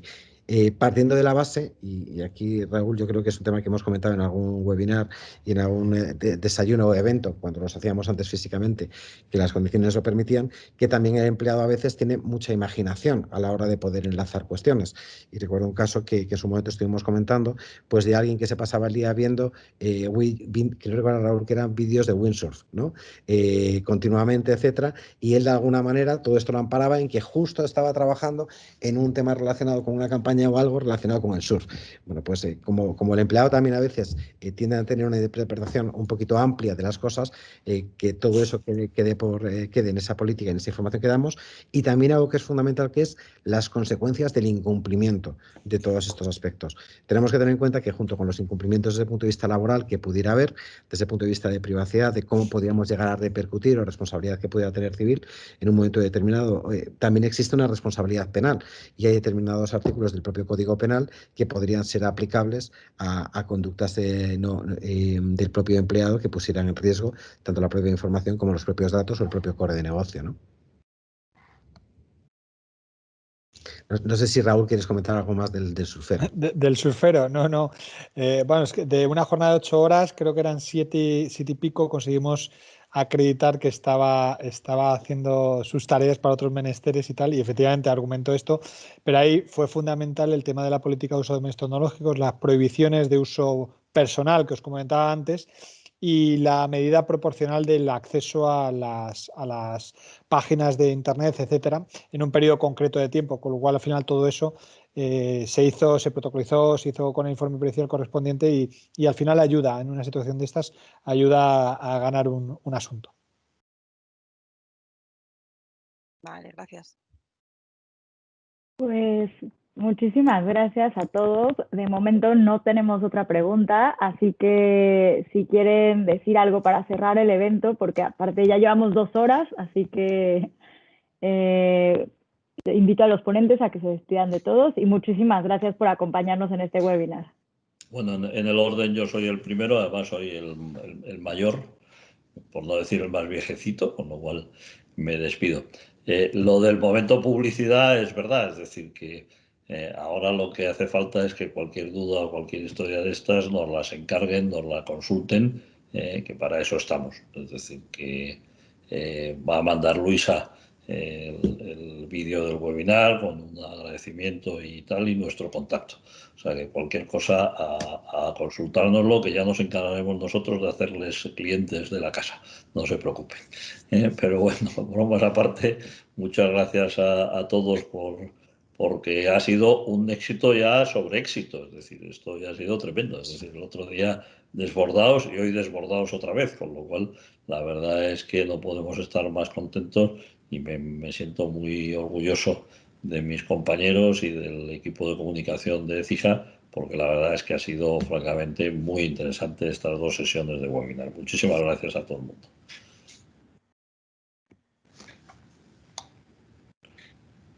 Raúl. Pues, nada, había dejado a Sara que interviniese por orden. Bueno.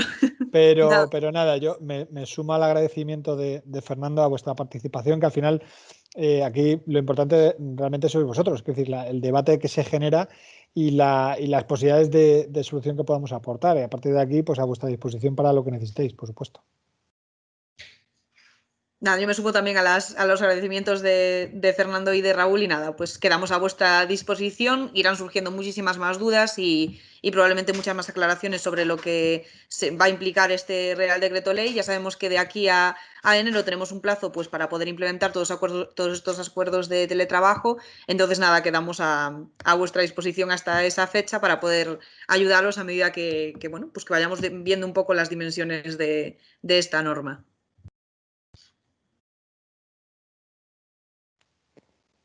Dani, ¿estás en mute? Sí, estás en mute, Dani. Dani, tienes silencio.